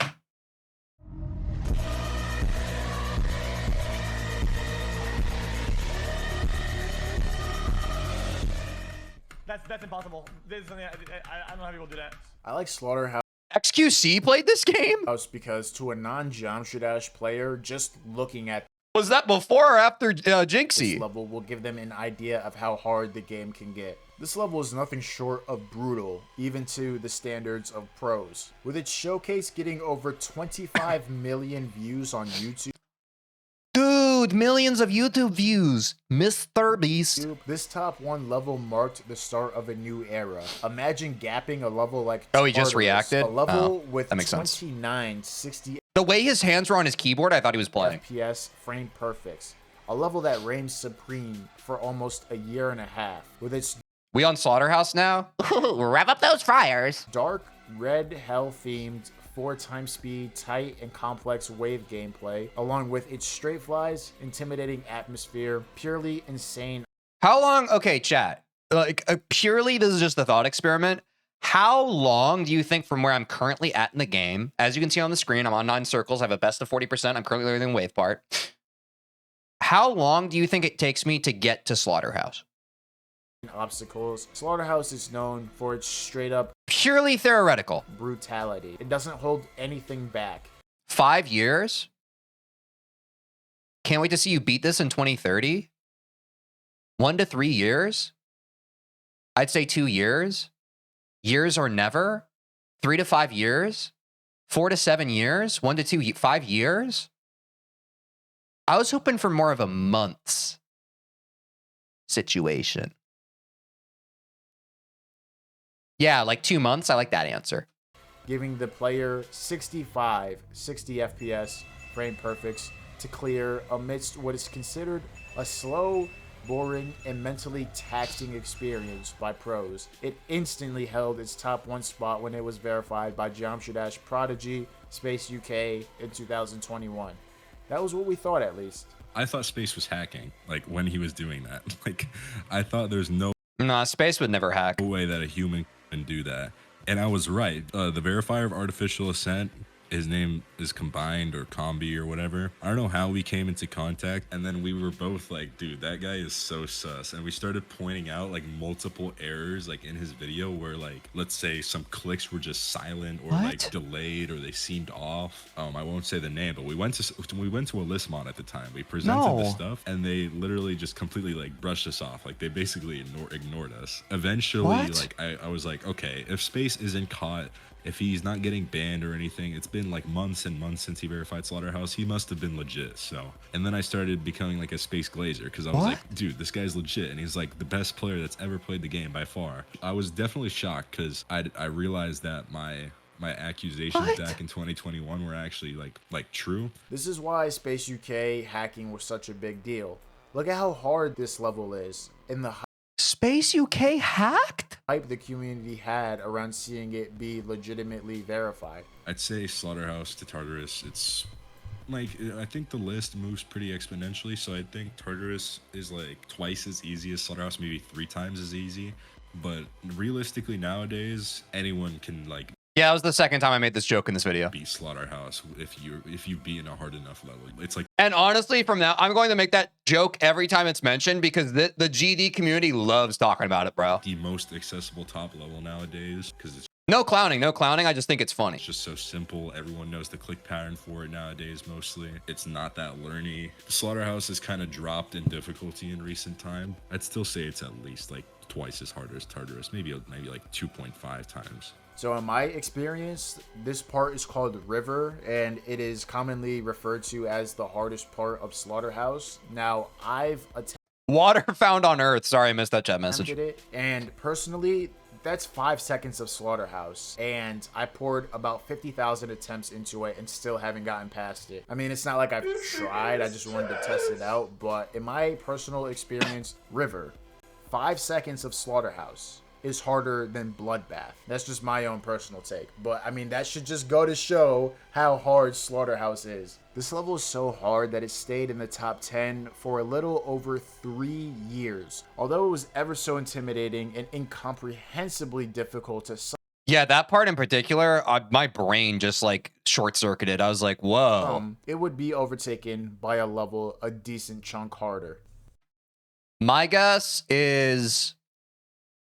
What's harder than Slaughterhouse? Orbit? No, Orbit's recent. I won't pretend it. I have no idea at this point. I'm so far out of my breadth of understanding of this game. We might as well be speaking in hieroglyphics, which doesn't make sense because hieroglyphics are purely physical. I don't think you can speak hieroglyphics. Oh, Acheron?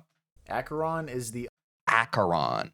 I call it Acheron. I call it Acheron because Ron be aching. unofficial sequel to Tartarus. It is again similar to Bloodbath in the sense that it is a Riot project, where Riot and other popular creators banded together to make the most difficult level in the entire game. Acheron actually ended up staying #1 on the Demon list for even longer than Slaughterhouse, at over a year. In 2022, Zoink, who many say is the best player right now, verified it after 70,000 attempts. Bro, how long did that take him? Acheron would then get its first victor, Doggy, who beat it in Doogie? 121,000 attempts. I like how Doggy is the verifier of Slaughterhouse, and Zoink is the first victor of that level, and Zoink is the verifier of Acheron. Yeah, it's like they keep on passing the belt in between each other, bro. They keep passing it around. And Doggy is the first victor of that level. Thought that was just some Geometry Dash lore that I thought was funny. If you're comparing 2.1 Acheron to 2.1 Slaughterhouse, I'd say 2.1 Acheron's probably like 3 times harder than 2.1 Slaughterhouse, or maybe like 2.5 times. With CBF, both levels, Can't be focused. I'd say CBF Acheron is like not even that much harder. I'm not gonna lie, maybe like 50% harder than CBF Slaughterhouse. Here's why. That's a lot still. When you Acheron is like very famously known for literally just being a choke point simulator. So there's just several random clicks in Acheron that are way harder than everything else. Like think about the 31 click, the first click of the level, the 72 ship, that really hard ball in the last 10%. All those are just extreme choke points that you die to pretty regularly when you're playing the level. 2.2 just completely demolished the difficulty of the ball, but that's because of just general ball physics changes. On 2.1, You need more ball knowledge. if you're a You lack ball knowledge. frame late on a click, you die. But let's say you clicked at the exact same time on 2.2, your game doesn't wait until the next frame to go and die. It just clicks. So you're not gonna die late. You have you have more time. Denny's pretty good at explaining things. I like people who are able to reach a high proficiency in something, but are also able to articulate high-level things simply. Time to click late than you Bro could be a college professor for GD. do to like click early. So the clicks become easier. So those extremely tight clicks are nerfed by CBF. The waves are nerfed. So there's a really hard wave before that ship. I'd say the only real similar game mode between the two versions, or like between CBF and no CBF, is like ship. But the level overall just nerfs all the choke points. Some choke points just become completely obsolete, and 2.1 is just very unforgiving.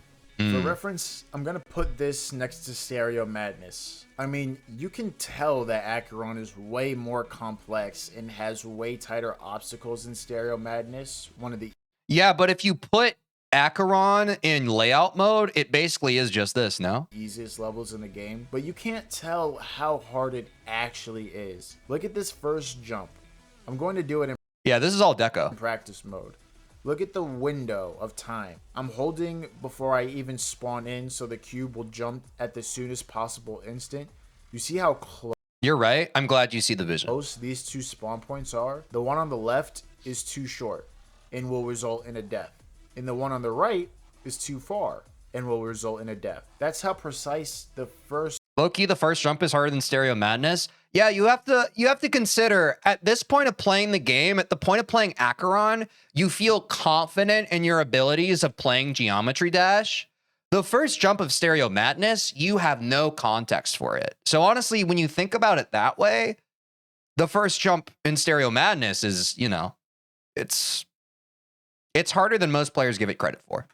jump is. And it's only that, the first jump. So when you see people beating this level, just know that it being a lot harder than it looks is an understatement. What the fuck?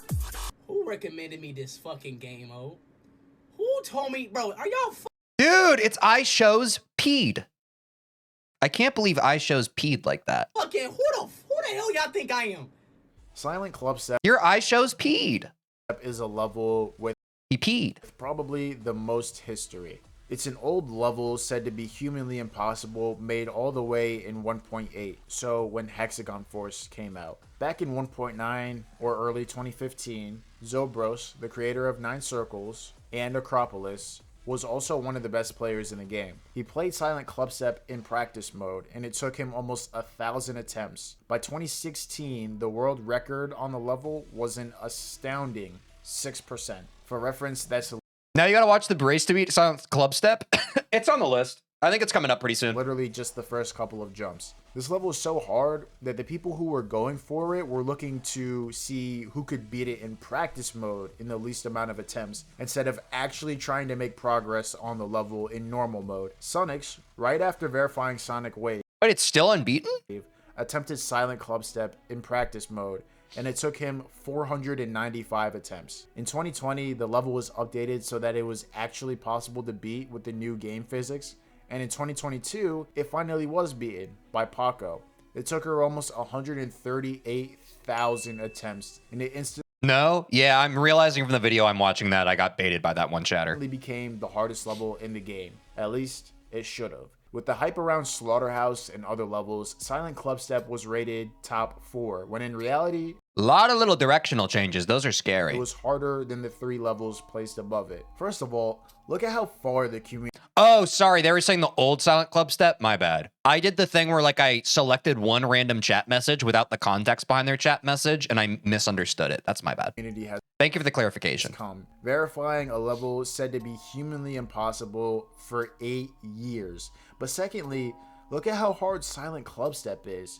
It was made 10 years ago, and when it was verified, it 10 years ago, bro. instantly became the hardest legitimately beaten level in the game. Because it was released before Acheron, but was rated after, Silent Clubstep was a retrospective top 1, similar to Phobos. Yeah, that's why I kind of broke my brain. I was like, how is a level so old rated so late? But that makes sense because the player base just wasn't good enough for it yet. Dude, that's so weird to think about. Is that kind of the same thing with like Eternus? Is that why Eternus is just kind of like gathering dust right now? So basically, levels around this difficulty are as difficult, if not more difficult, than levels deemed to be humanly impossible not too long ago. I think beating Bloodlust twice in a row is much easier than beating Silent Clubstep. I don't know how many times you'd have to beat Bloodlust in a row for it to be considered like Silent Clubstep difficulty, but definitely like a couple more than 2. Twice in a row is like relatively doable. There's an impossible demon list. Oh yeah, I have heard about that. The current best on Eternus is 18% by Chill Guy. Dude, a sub 20 best on a level, bro. What's that? Me day one on Can't Let Go? doable, like not even close to Sound Club Step. Do you think it's like twice as hard? Not necessarily like twice in a row, but do you think like it's at least twice as hard as Bloodlust? Oh, way more than that. Like, I think Sound Club Step is probably like 5, like maybe even like 10 times harder than Bloodlust, bro. It's like, it's crazy. With CBF, Akron is... It is messed up that the only way we have to quantify difficulty in this game is comparing it to previous top levels. That's so interesting to me. We've talked about this before on stream, because we've related how the difficulty of levels is so subjective and the community does its best to try and rate and rank these. I'm starting to appreciate, because of this video, why that is so freaking hard to do. Because it's so like, you have to trust the top players who are actually able to play the levels and the vibe and feel they get from them. It's hard. Much easier than Sound Club Step, but on 2.1, Akron is much harder than Sound Club Step. The only other thing... I'm sorry, we're an hour, 8 minutes in this video, and we're only a little over 2 hours into the stream. I'm so proud of myself, dude. I have minimized my yaps for this long video. I'm so proud. Gaming that I can see coming close to this are super hard speed runs, being the best of the best in a popular multiplayer game or other high skill ceiling games. And even at that, that's a huge if. And I'm willing to bet that these Geometry Dash levels are the harder challenge for a person who, for instance, has played neither game.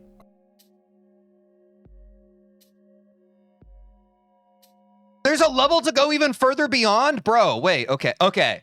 This is the final section of difficulty before we get to a quick recap, and then I think other stuff. Okay.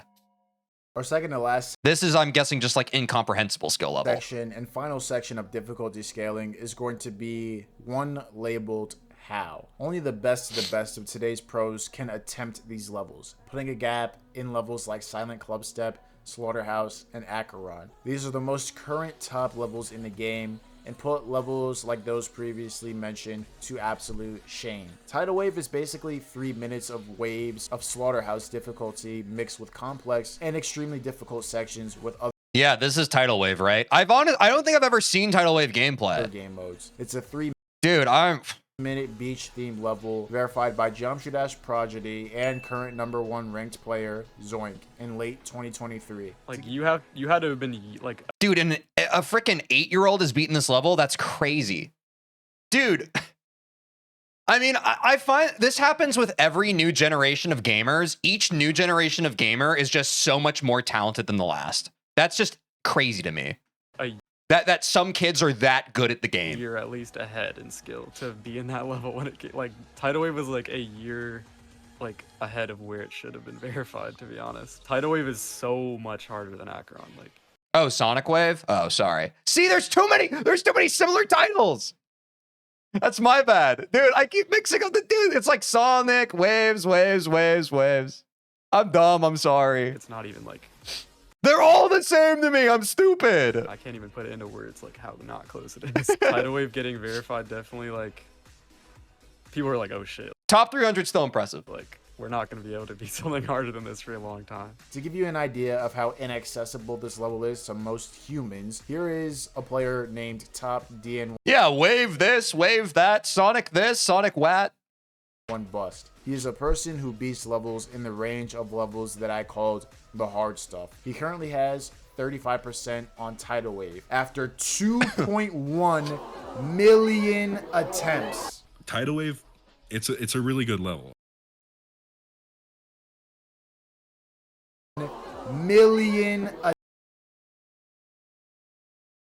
That's a lot of attempts, bro. Wait, do we know how many attempts Doggy has on Grief for context? I've never seen anyone who tracks their attempt count. I've never seen it over the 100,000s. Doggy has 400, like around 400,000 on Grief currently. Dude. Wow.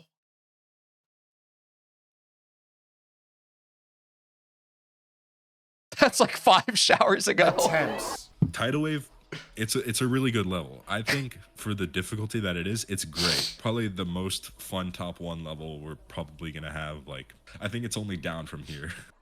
doing it from 0, that's a different story. Getting to like 39 on Tidal Wave, I'd compare that to Slaughterhouse. And then you get to 43%, so you get to the beach part. That's like around Kuki, maybe a little easier. So like 46 is around Kuki.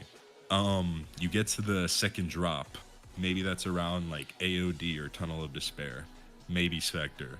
And then I'd say if you get to the 62 part, or maybe the middle of the 62 part, that's around like Silent Club Step, so like maybe around the 60s, that's like Silent Club Step. You get to the 72 part, that's like Acheron. As you go through the 72 wave, you just get up and up and up on the list like exponentially. So you Yeah, just for sure. move up. Every click you do, like the level just gets harder. If this level, I think Denny's right on that one. I fully, I just want to parrot what Denny just said. I 100% agree. But when I look at this level, I draw the same conclusions. I think he hit the nail on the head.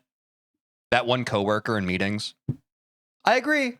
level was rated instantly when it was beaten, it would have been the longest reigning top 1 ever. It spent 623 days being the hardest Do you know these levels? Like the back of my hand. legitimately verified level in the game. Sorry, I'm joking a little too much. I don't even know what I'm looking at right now. During that time, only 4 people in total beat it, with Zoink verifying and 3 victims. Zoink! Imagine the first Zoink, scoop! wave being something you need to be consistent at and get past a good portion of every time you attempt the level. Well, that's hard to do when the first wave alone is harder than Bloodlust. Just the first wave is probably like as hard as one of like the lower levels on like the list, lower wave levels, so maybe like low main list or something. Remember when we were talking about frame perfects? Well, Tidal Wave has 200 of them. So on 60 FPS, it's basically not possible for a human to beat, and we can pretty much assume the same for 120 FPS for that matter. Lots of professional gamers in multiplayer games like Call of Duty and Fortnite use, or used to use at least, 120 hertz refresh rates during their reign as top competitive players. That's what I'm saying. I was saying that earlier in the video. Like, hertz is also super important for FPS. It's fun. Basically, if you're to try to beat Tidal Wave on this exact monitor, which allows you to compete at a high level on COD and played natively, it would be basically impossible to beat Tidal Wave. Okay, so that kind of goes into what we were talking about earlier in the video and why, like, the cases where it would be easier on different hertz values. Great. I now understand that a little bit. For instance, a lot of Fortnite and Call of Duty professionals today have been professionals for a pretty long time, meaning that they've gotten a decent chunk of their earnings while using 120 frames per second or hertz monitors. Yet those monitors don't even produce enough frames to play Tidal Wave reliably, let alone beat it. This is why CBF and FPS bypass are a thing. That's how hard these levels are. Well, basing it off. That's what people in chat have tried to make me understand that distinction. This video actually finally helped me understand that. 2.1, I'd say 2.1 Tidal Wave is about twice as hard as 2.1 Acheron. But if you go on CBF, I'd say 2.2 CBF Tidal Wave is probably like 4 times harder than 2.2 CBF Acheron, or maybe 3. I'm not sure. Amethyst is a level which was verified by the other Okay, so Tidal Wave's hard.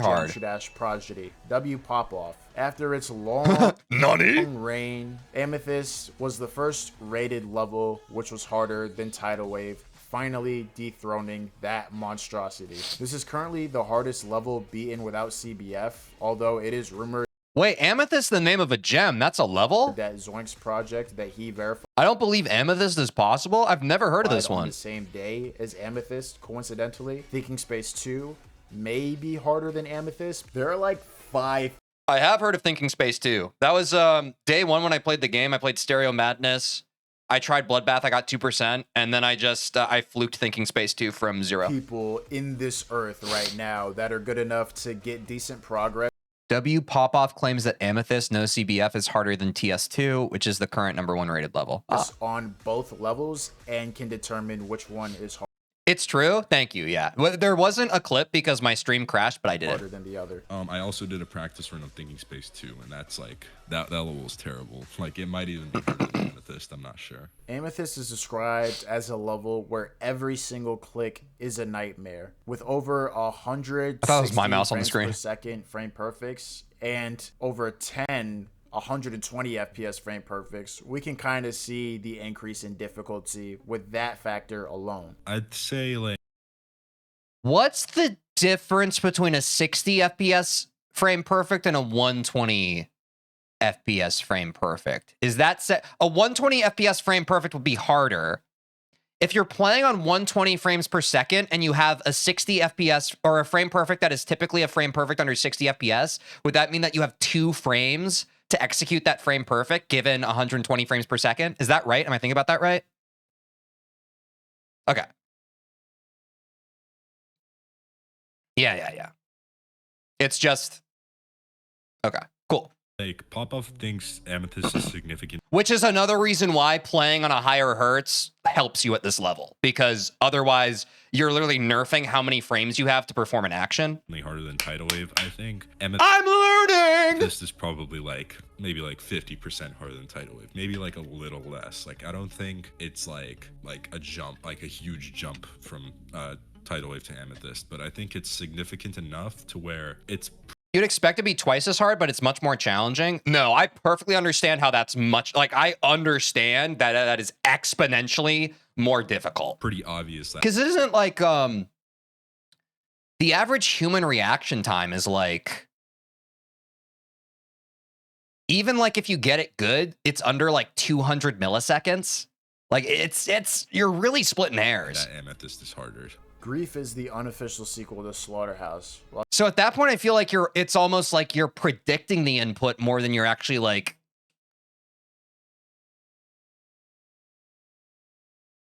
This is a deep tunnel we could start spiraling into, and I don't know if I'm ready for this conversation. It's going to get super convoluted very fast.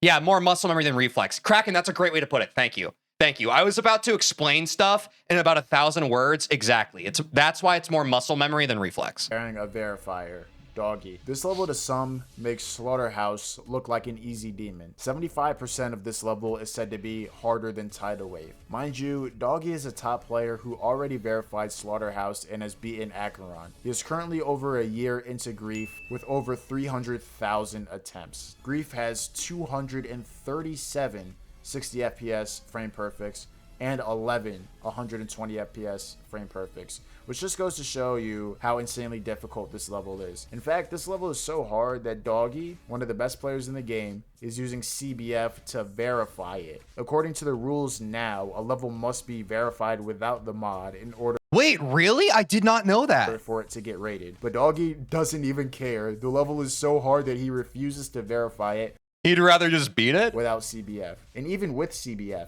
the experience... Oh, it's outdated? Oh. It's allowed now? Okay, good. Because it, like, that seems so pedantic. Okay, thank God. Okay. Thank you, chat. Jeez. Whoo!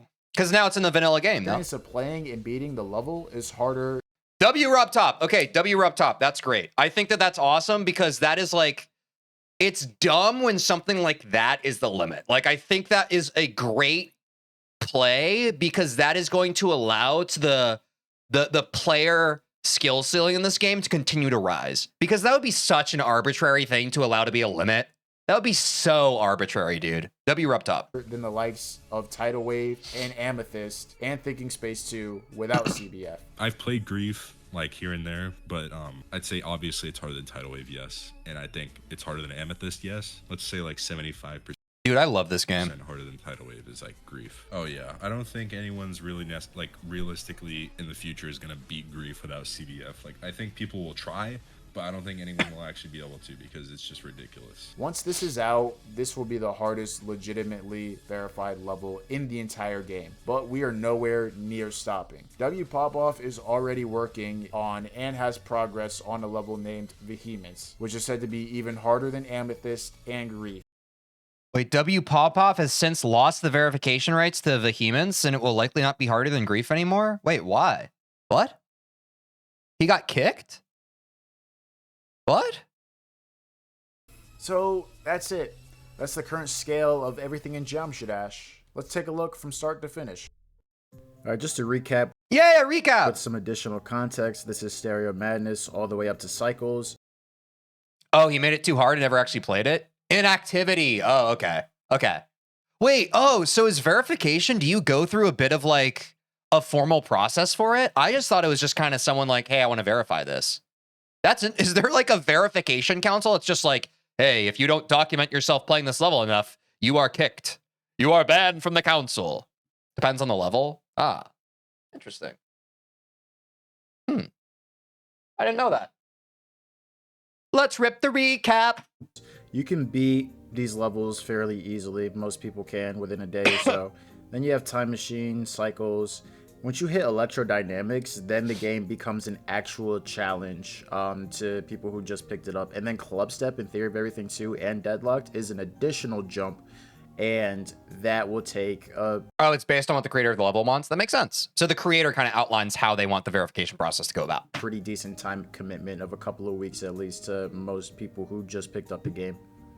And then you get into it's almost like the player is a freelance worker for the creator of the level, kind of. to sidestep, which is beyond. So like if you had a freelance worker who wasn't delivering on like updates and progress, the creator would be like, hey, I don't really want to work with you anymore. The main game, so this is probably after you've beaten the main game, and then you have the likes of Ultimate Custom Night 5020, and that's the hardest base Five Nights at Freddy's challenge, so a really big achievement Wait, we're talking about, dude, I don't know Five Nights at Freddy's. What?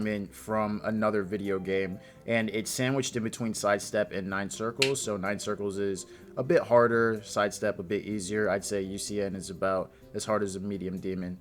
And then once you get past Nine Circles, you have Sekiro, which is one of the harder Souls games. Wait. Yo, this is actually a 1-to-1 for me. I've beaten Sekiro. I've gone all the way up in the New Game Pluses. I've beaten Sekiro. New Game Plus 7, I think. That's how you'll know I'm a gamer. I haven't done that on stream. I did that in my own time. Sekiro is my favorite FromSoft game. I love that game, bro. I haven't played it in like a year, but that game is so good. I was learning how to speedrun it at some point just because, like, dude, that game is just like an 11 out of 10. It's so good, dude. The layout of the world, the freaking gameplay, it is so good across the board. You think Sekiro is harder than Nine Circles? This is where, like, I think this is where it starts getting weird. I don't classify difficulty between games like this. My brain doesn't do that. I think my brain is just so siloed in terms of, like, Sekiro is a hard game. Geometry Dash is a hard game. Celeste is a hard game. Speedrunning Super Mario 64 is a hard game. My philosophy, I don't like classifying different games and comparing them like this. I don't think that they fit like this on a scale. That's my opinion. Exactly. The games are too different to reliably compare them. I don't agree with this methodology of ranking difficulty across games. My brain doesn't process it that way. And this includes everything from like the beginning to being able to beat something like Inner Ishin. So that's at least like a month to a couple. All that being said, before we get too far away from it, if you are a nerd and you like difficulty in games and for some reason you haven't gotten around to Sekiro, get around to it. I promise it is not a waste of your time. This game is like in my top 5 games all time, dude. I did not play it on release. I like got super hyper fixated on it like 2 years ago. This game is so good. Couple of months seriously of consistent playing, and once you're able to beat something like Nine Circles is pretty much being able to beat the difficulty of an entire hard video game, and then you just keep moving up. So by the time you're able to beat Supersonic and Insane Demons, easy demons become actually easy demons. Once you hit Cataclysm, that's like a real life good challenge. Those are like platinum trophies in hard games, or like being able to cheese through a really hard game. Like that's the difficulty Cataclysm is. And then you have Bloodbath, which is significantly harder than Cataclysm. This is most people's long-term goal, and everything after. That's me. My long-term goal. I want to beat Bloodbath. After Bloodbath is just extra and just like ridiculously whimsically hard. But Bloodbath is pretty much everybody's dream level. And beating Bloodbath, I said it's like beating the hardest Mario Maker levels. I think it's like being able to pick up Mario Maker one day. I've never gotten too into Mario Maker. I used to watch a lot of Mario Maker levels when that had like its heyday back on YouTube. I mean, not just on YouTube. It was like very popular. What year was it? It was like a decade or so ago. It was like one of the most popular in terms of like attracting a player base that was level designing. It was like, I mean, it was bigger than freaking Happy Wheels, bro. It was like the premier thing for years there. And then working your way up to being in terms of like people who had a passion for game design and level design, just being attracted to a game. To beat the levels from like a Little Curbs video. I think like Trials of Death is way harder. So I shouldn't have said hardest Mario Maker levels, but you guys get the point. And that's going to take close to a year to do if you're serious about the game. And then once you get past Bloodbath, it's just like extra, you know? The word hard starts to mean less. As you can see, Yatagarasu is about thrice as hard as Bloodbath. And if you can beat Yatagarasu, then beating Bloodbath is like no big deal at all. Like it's not that hard anymore. And then you keep moving up, and then it gets to a point where you hit Bloodlust. And once you hit Bloodlust, I don't think there's like a developer-made game with developer-made challenges that are even remotely close to it. It's more like picking up the controller one day and going from being a noob at a Call of Duty game and then being a real-life professional. That's what I'm saying. I'm glad he outlines this here. I would recommend, I mean, my opinion is that it happens even sooner, but like, that's why I love games so much. And I think it's why a lot of you here love games so much. Like, I genuinely believe that every game possesses, some of them are just more easily observable than others, but every game possesses a depth of knowledge and skill with it. And I mean, like, everything in life is like that. Like, everything has deep complexity behind its simplistic exterior. For example, the fact that like the original Super Mario Brothers game was min-maxed to such an extent that like speedrunning for that game is like down to a science, dude. Like, that's what I like about gaming. I love that games have deep complexity to them, even if someone who has never played the game before might disregard it superficially. And that's why I think it's like, we can talk about games in this way where we compare them, but it's like, it's so specific to any given game. It's the same way as like someone who is an expert blacksmith, their skills are not necessarily like deep knowledge of being a blacksmith is not transferable knowledge to like deep knowledge of someone who's like a culinary chef. You know what I'm saying? That makes money. And that's beautiful. That's a cool thing. It's cool that in life we have things that are transferable in terms of a breadth of knowledge, but the deeper you go with something, it's singular. That's a cool thing about life that we all get to share. Like, that's the skill difference that we're at.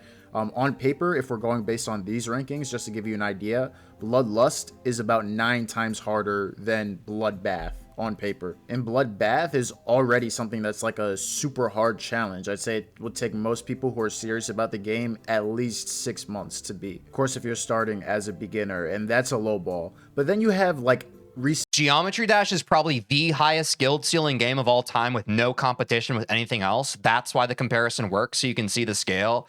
I think you're egotistical and you assume that the game you play and like is better than every other game. I think you're kind of toxic for that belief that you have, and I just fully disagree. I don't think that even this video is arguing that Geometry Dash is the #1 hardest game of all time, but I do think that you're short-sighted for genuinely believing that. I think you need to broaden your worldview a bit. List demons like Zodiac, something twice as hard as Bloodlust. Like, just think about it, twice as hard as Bloodlust. And it's like, you can say, yeah, this is a really well-made video. I'm loving this. That the levels are hard, but like, what does the word hard mean anymore? Like, Bloodbath is hard, Cataclysm is hard. Then you have Zodiac, that's like 18 times harder than Bloodbath. Like, you can't really fathom that.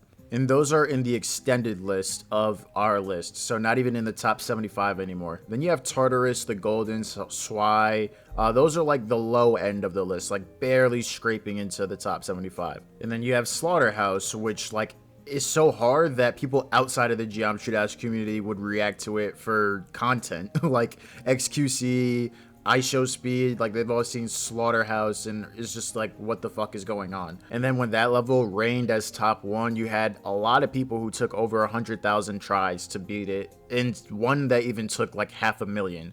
But it's really nothing compared to like Silent Clubstep, Acheron 2.1, which just completely outclasses Slaughterhouse. It just keeps going, bro. It's crazy. And again, it's like you can't really fathom how hard that is. And it's like you can say that to the average person, but they're not going to know what you mean. It's like comparing space objects.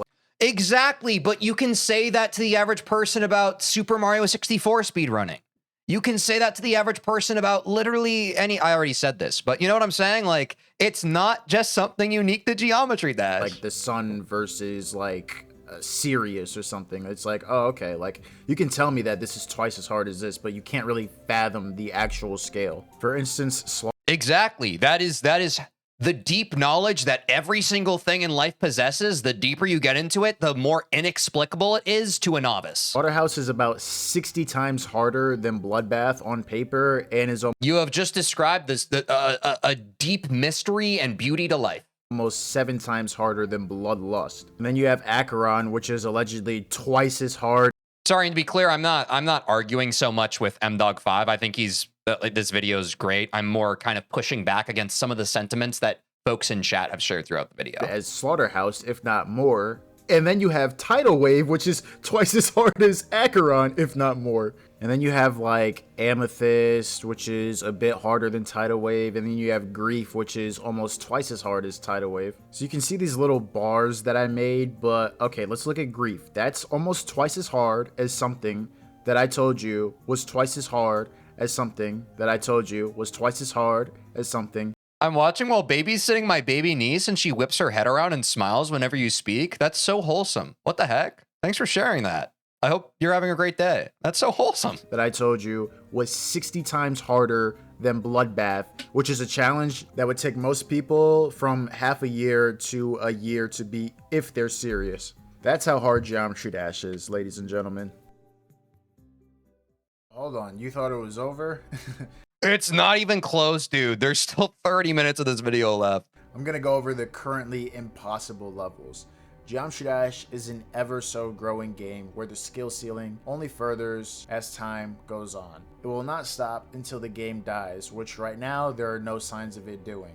But the theoretical... No, dude, Geometry Dash, like, that's the one thing I think we all can agree on. And I've talked about that. I don't remember what video I talked about this in, but unquestionably, Geometry Dash is in such a golden age, both for like the player base, the creator base, the people who are designing levels, creating levels in the game, that creator base, but also content creators online. Like, Geometry Dash is in the pocket right now. It is in its element. I'm super excited, one, to be a part of it, even as of just joining the community and the player base in the past few months.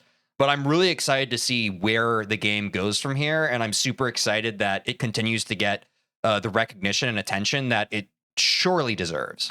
Limit of the game is much different than the actual current limit of it.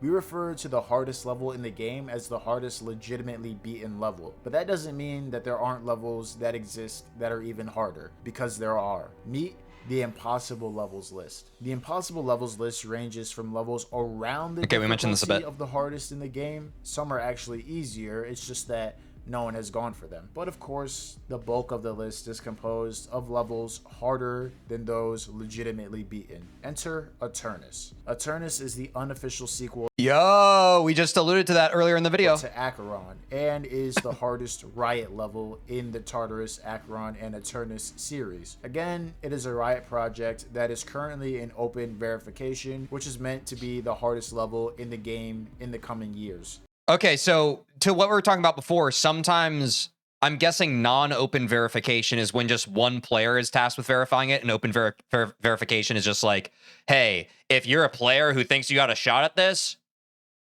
try. It is way above the difficulty of anything legitimately beaten currently, and is probably the most relevant impossible list level right now. With 211 60 FPS frame perfects and 78 120 FPS frame perfects in a level that is under a minute and a half, you can kind of get an idea of how difficult it is. But not even top players can comprehend its difficulty right now to a reliable degree. It is made with the intent that no one can currently beat it, but someday someone will be able to. Riot wants the hey, that was like Silent Club Step at one point, right? We're learning. Completion of this project to look somewhat like Silent Club Steps being deemed impossible, and then players slowly making more and more progress on it as time goes on. God, what a great, like, seriously, I know I've already said this 1,000 times. Shout out Mdog5. I get why so many people upvoted this video now. This is just a very good video. Speaking of Silent Club Step, Silent Club Star is a super buffed version of Silent Club Step, and based on its placement on the impossible levels list, you can say it's the Bloodlust to Bloodbath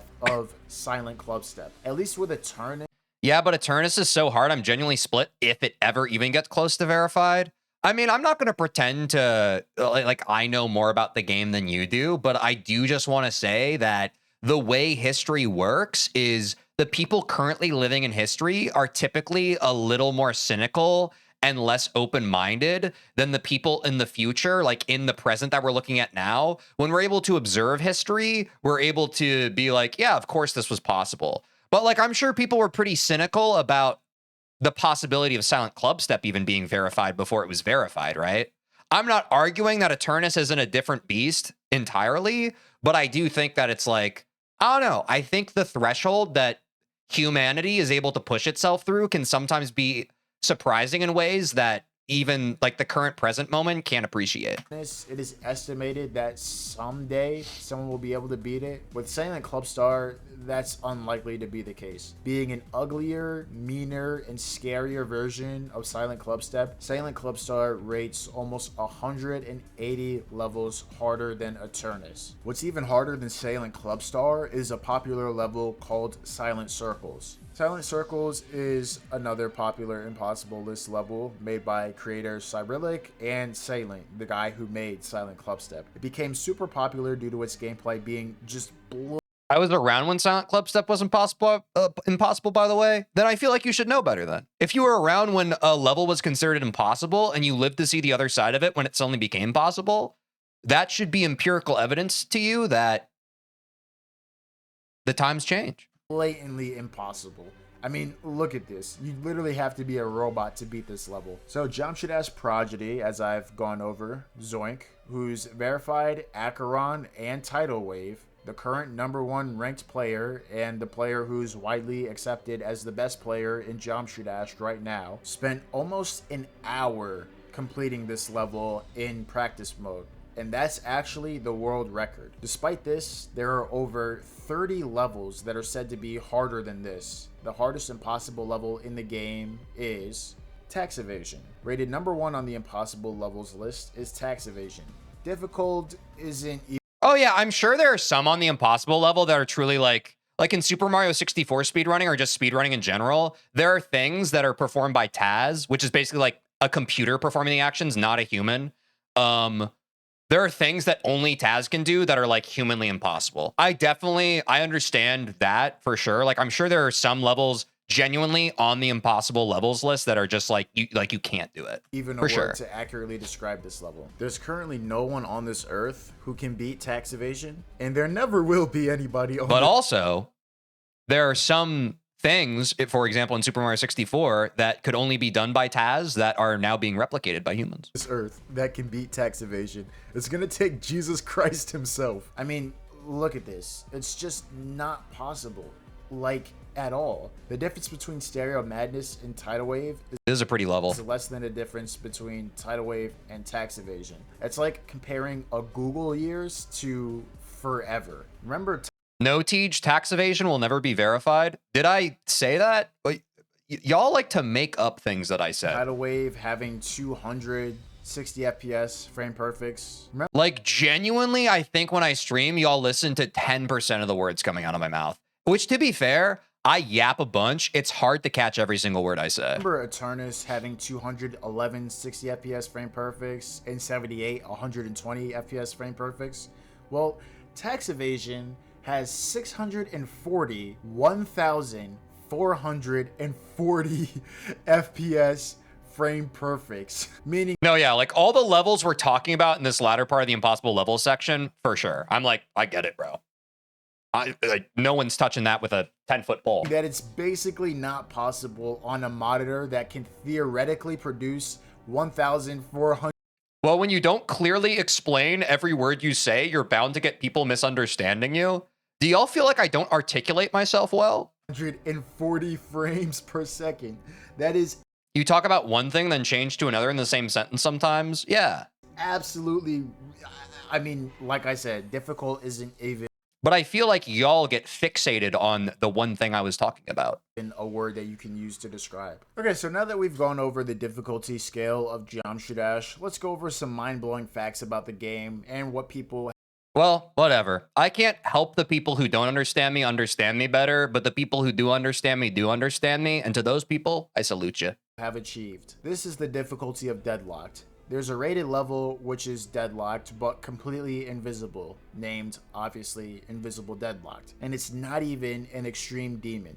That means the hardest main level in the entire game, when completely invisible, becomes invisible when looking at the scale of difficulty. But I also, like, I recognize, chat, because I do think this is interesting to talk about. I recognize that too in myself sometimes. Like, sometimes you're having a conversation with someone and they say like one thing, and then your brain fixates on the one thing they said, and then your brain starts formulating a response to that. But what you have to realize is when your brain is doing that, what you did in the conversation was you stopped listening to what the other person was saying. And I think sometimes chatters, they hear the first part of a point I'm making, and they want to type and respond to that first part of the point. And as they're typing that and formulating their response, they've missed the next whole paragraph of what I was saying. That makes sense? I do that sometimes too, because you get so excited by the one thing that was said that your brain shuts off and you're just like, I'm thinking about this now. Does that make sense? Of the actual game. Way back when, Andromeda released the top 10 hardest geometry dash videos. This was before Bloodbath was released. At number 2 was Cataclysm, and number 1 was blah, blah, blah. That they clearly don't understand. Silent Clubstep. Here's the difference between Cataclysm and Silent Clubstep. So, is the difference between Stereo Madness and Bloodbath greater than Bloodbath and our current hardest level in the game? Let's find out. So obviously we're just going off of our determinations of level difficulty, and this first half is pretty much on me. So Bloodbath on paper is about 344 times. Okay, this was the same message we saw earlier. Than Stereo Madness. Yeah, I think that's pretty fair considering Bloodbath is like a real life hard challenge and Stereo Madness is a couple of spike jumps essentially that I've witnessed my 3-year-old cousin beat. This is based on my determination, and the next one is going to be obviously more so determined by Denny, and he said that obviously it's not like completely accurate, but he felt like he did a good job with determining how much harder each level was than the other, just how I thought I did a pretty good job with this ranking. And of course, the feels like difficulty is something different than the actual on paper difficulty. So for instance, I'd say like Bloodbath is probably about 344 times harder than Stereo Madness, but then of course it's it is a crazy, very specific number to pull out. It's gonna be different to person. Like, I don't think I've ever.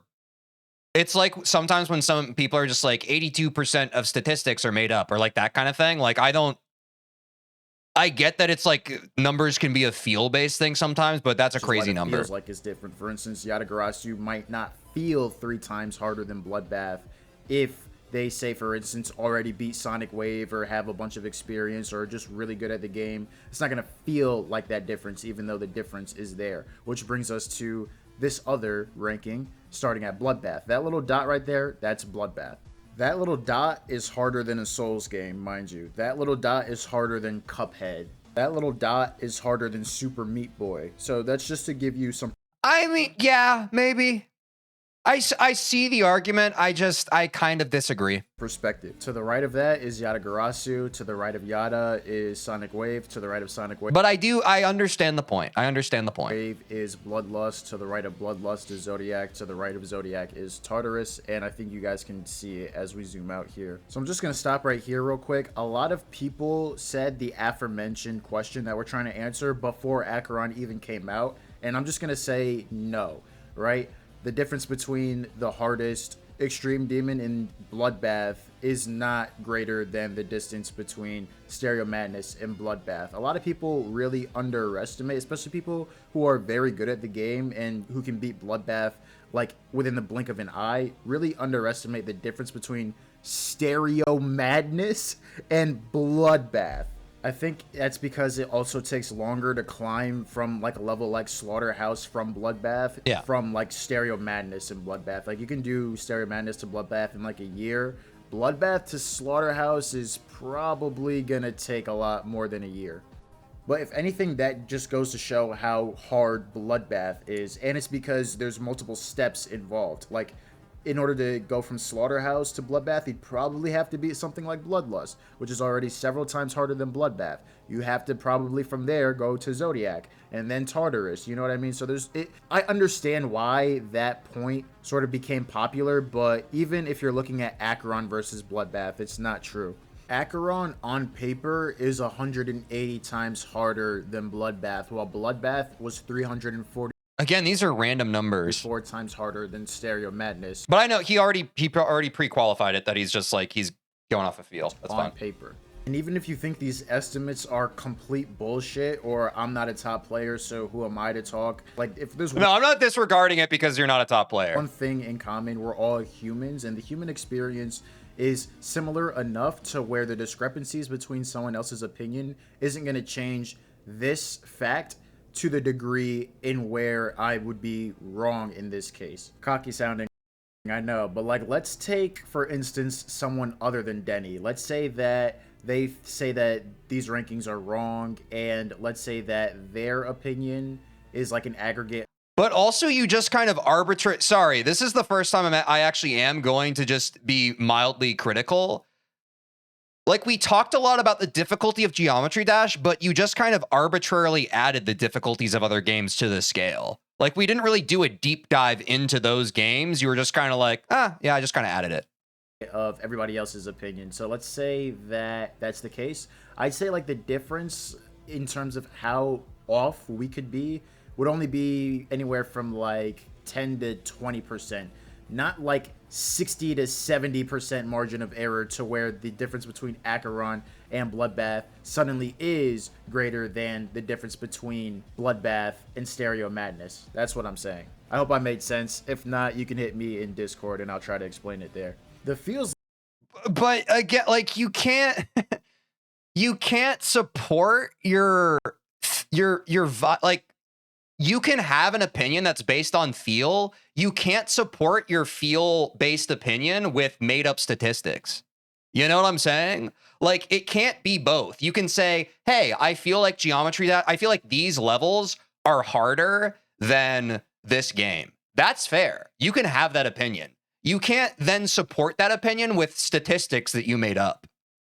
like difficulty, in my opinion, might be greater, but in terms of like the actual difficulty of the levels, people highly underestimate the difference between Stereo Madness and Bloodbath. That being said, it's not until we hit Tidal Wave to where that Reminder that this video is years of actual research. Okay, where is the substantiated data? Where are the sources of where these numbers are came up with?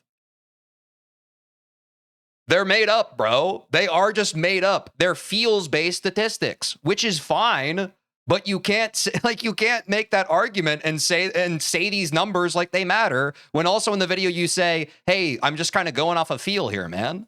Becomes true, where Tidal Wave is about 360 times harder than Bloodbath, while Bloodbath is 344 times harder than Stereo Madness. He talked about it at the beginning. What did he say at the beginning? So the answer to I genuinely don't remember. What did he say about the statistics and all the numbers that he's been throwing? The 180 times Bloodbath, 360 times Bloodbath, Amethyst 540 times Bloodbath. Where is he getting all these numbers other than just kind of like saying them? I'd love to hear you out on this. Is yes, but only if you're referring to Tidal Wave and levels harder than Tidal Wave. The difference between Bloodbath and Tidal Wave is greater than the difference between Bloodbath and Stereo Madness. The number one player in the actual game of Geometry Dash, not the number one ranked player, but the number one Geometry Dash player, aka the player who has collected the most stars, is Mr. Spaghetti.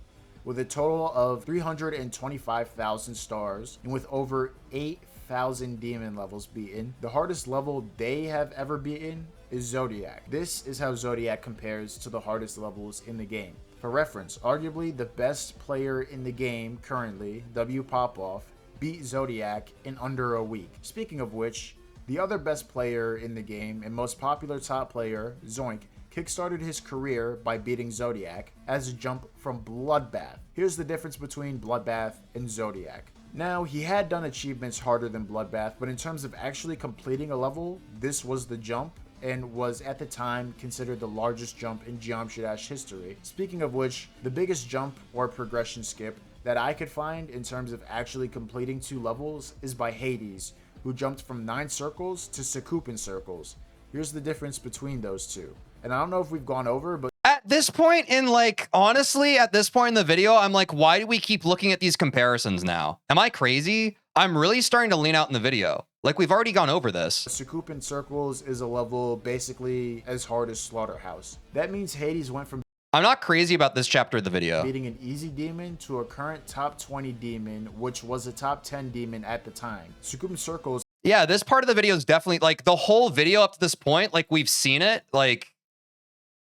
actually had a couple of months where it was considered the hardest level in the game. It took Hades over a year and 670,000 attempts to make this monument. I guess he does. I mean, he's titled the part, like, Crazy Facts. I think this is just the part where he wants to share, like, the crazy facts that he has observed, which I think is cool. That's fine. Jump. Speaking of jumps, Player Vision, with over 800,000 attempts, made a jump from Black Blizzard all the way to Silent Clubstep. Black Blizzard is in what I consider the hard stuff in terms of level difficulty, which means it's harder than Phobos, Bloodbath, but easier than Yatagarasu, Sonic Wave, and Bloodlust. Codependence is a 2-player extreme demon and the hardest one of its type in the game. Some people take on the— Wait, where'd the one guy go that I was arguing with, where I was trying to ask him to give me substantiated sources for how, like, he came up with these numbers? Did he get scared off?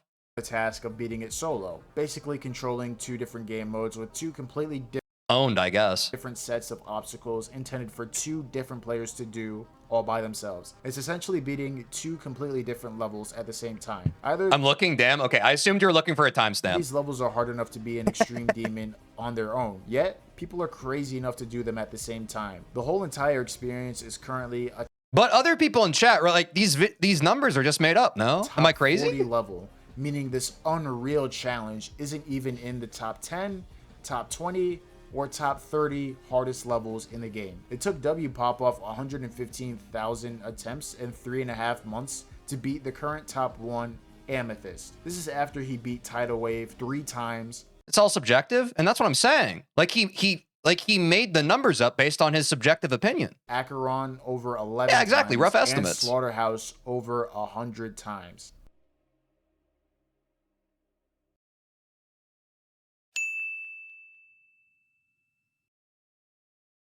Now we're going to compare Geometry Dash with other games. Is Geometry Dash the hardest video game? No. Is it the game with the highest skill ceiling? Also no. A popular game that is often compared to Geometry Dash are the max mode challenges of Five Nights at Freddy's. I have never played Five Nights at Freddy's. I have no idea anything about this game.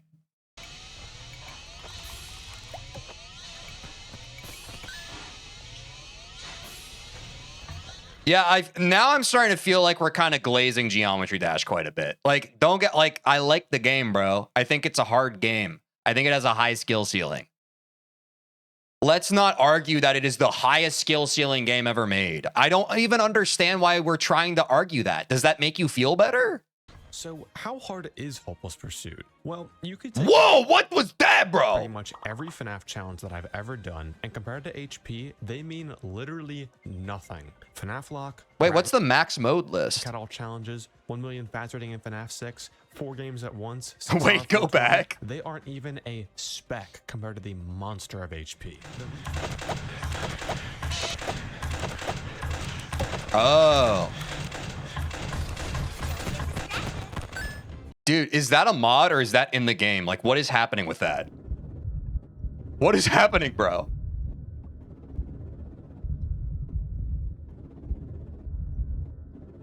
This is because some prominent FNAF No, that's canon? players are also members of the GD community. It offers similar experiences of providing a challenge so hard and demanding that it breaks the player's mind, forcing them to spend thousands of attempts on a single It's supposed to distract you. challenge. Although a that bit makes different sense. fundamentally, I wanted to know the difference between FNAF and I don't know. Look, I've never played FNAF. As a completely ignorant dumbass of the game, I can't imagine FNAF being that difficult. I'm not saying that to rage bait, but like, yes, if we're comparing, these are just 2 different games in terms of gameplay. That's why it's so confusing to me to compare the difficulty of different games that have different core gameplay and different gameplay loops. Like, how do we...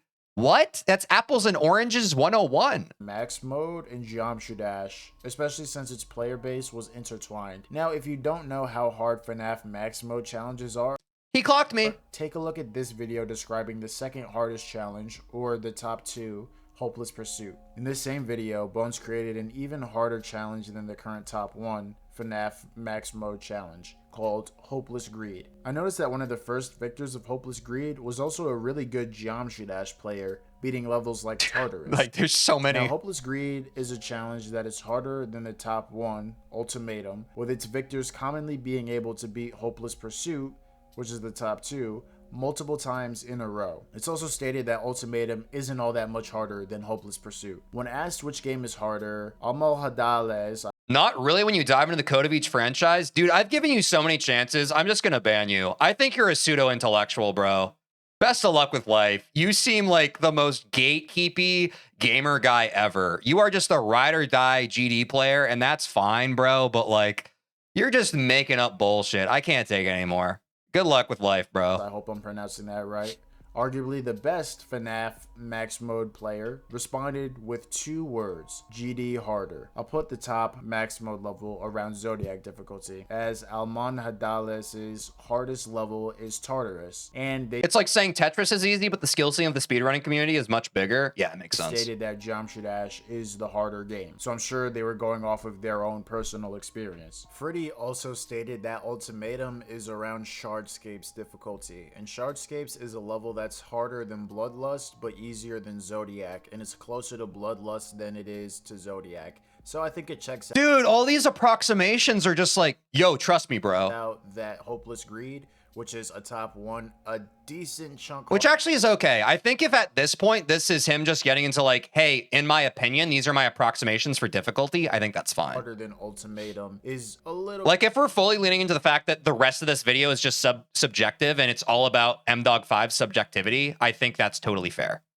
A bit closer to Zodiac, but probably not. How else are you supposed to compare them, bro? That's why I would argue we shouldn't even be comparing them to begin with, because it doesn't make sense to.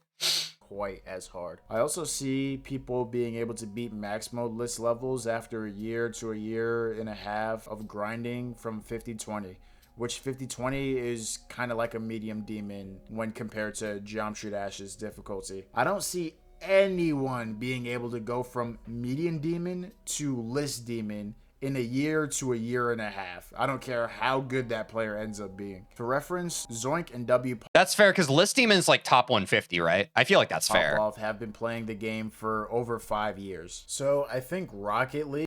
Just freestyling difficulties at this point? Yeah. Skill ceiling is higher than the FNAF Max Mode list skill ceiling. So I'm going to put it around godlike in terms of the list that I made for Geometry Dash difficulty, which means that the upper limit of skill ceiling right now...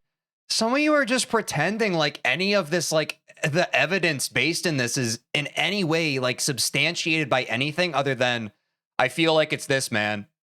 Like, do you guys read books? Do you guys read books at all? I don't think so. I think you just have an ego about the game you like to play. Now for Rocket League would... Thank you, Quinn. By the way, Quinn is one of my friends, and he's also just generally good at video games. I trust his opinion. Be somewhere around the difficulty of being able to beat Tartarus or the... We shouldn't compare a lot of things, but people do because it's somewhat fun. That's what I'm saying. Like, if we are fully at this point accepting that this part of the video is just for fun, I can accept that. But there are some people in my chat who are just like, no, dude. No, dude, he's gotten his scholarly, cited his sources, and this is concrete fact. GD's a harder game.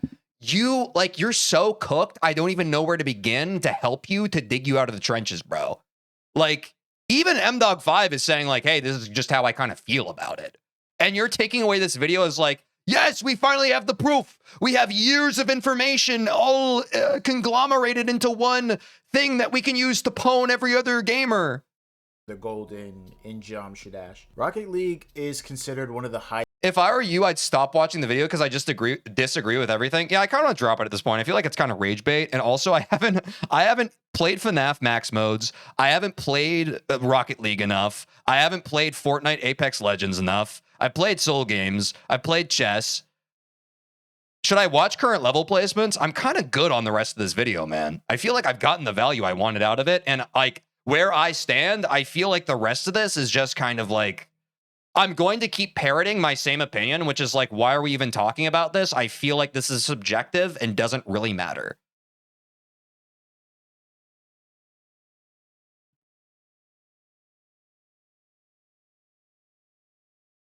I do agree GD isn't the hardest game, but that doesn't make it easy. I hate when people say it's just memory and click patterns. If that was the case, people would beat Eternus already. And I do understand that perspective from GD players. I feel like sometimes people can write off GD, but do you understand from my perspective? I am not arguing for either side.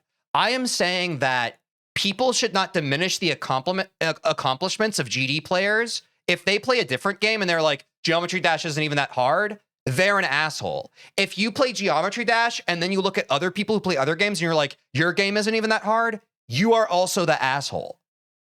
Does that make sense? I am saying that across the board, if you play one game and you think you are better than other gamers because of the one game you play, you are the asshole. Let's all enjoy our different games and appreciate that we get to play any games at all because people made games for us that we get to play.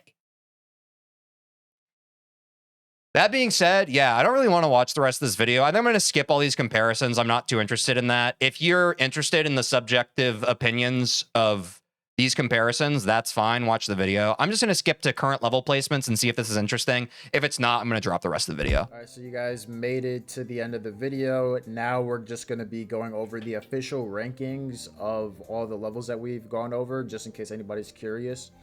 And so obviously, if you're watching this like a year later, the rankings that will be displayed here is going to be totally inaccurate.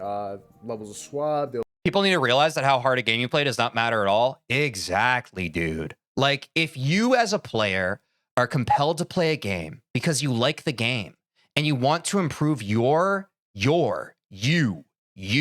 want to improve your skill level at it, awesome. But don't attach your ego to a game that you chose to play. You're playing the game because you like it. You appreciate getting better at the game because you like it. It's valuable to you.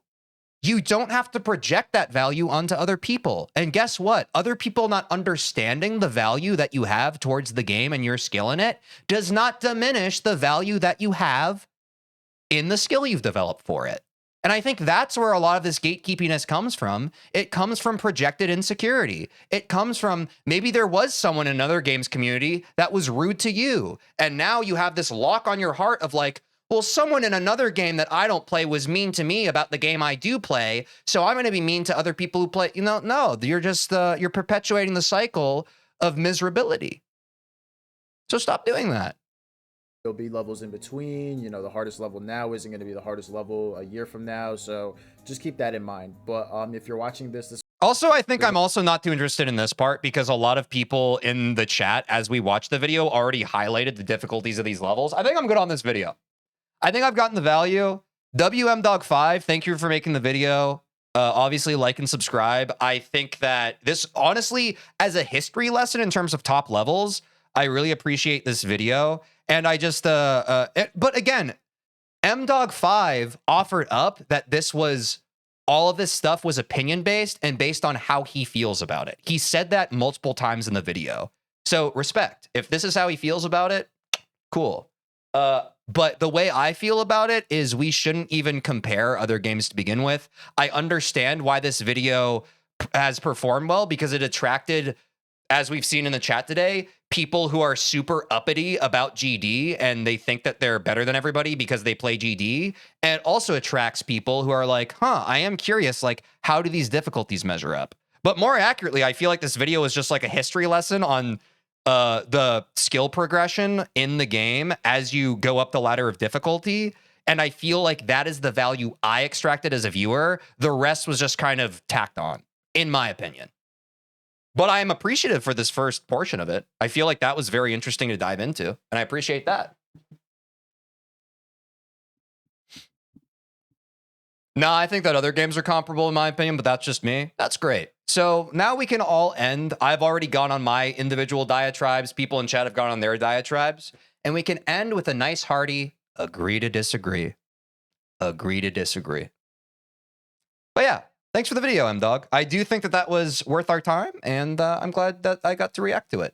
Did you like that? Don't even pretend like you didn't. You made it that far in the video. Well, did you know that I stream Monday through Friday on Twitch and YouTube, and you could catch me live and get to be a part of the experience when it happens? Also, if you don't care about that, or otherwise you want to see more of the video that you just watched, link in the description to watch the full VOD. Do that, please. I have a black eye because I play basketball sometimes.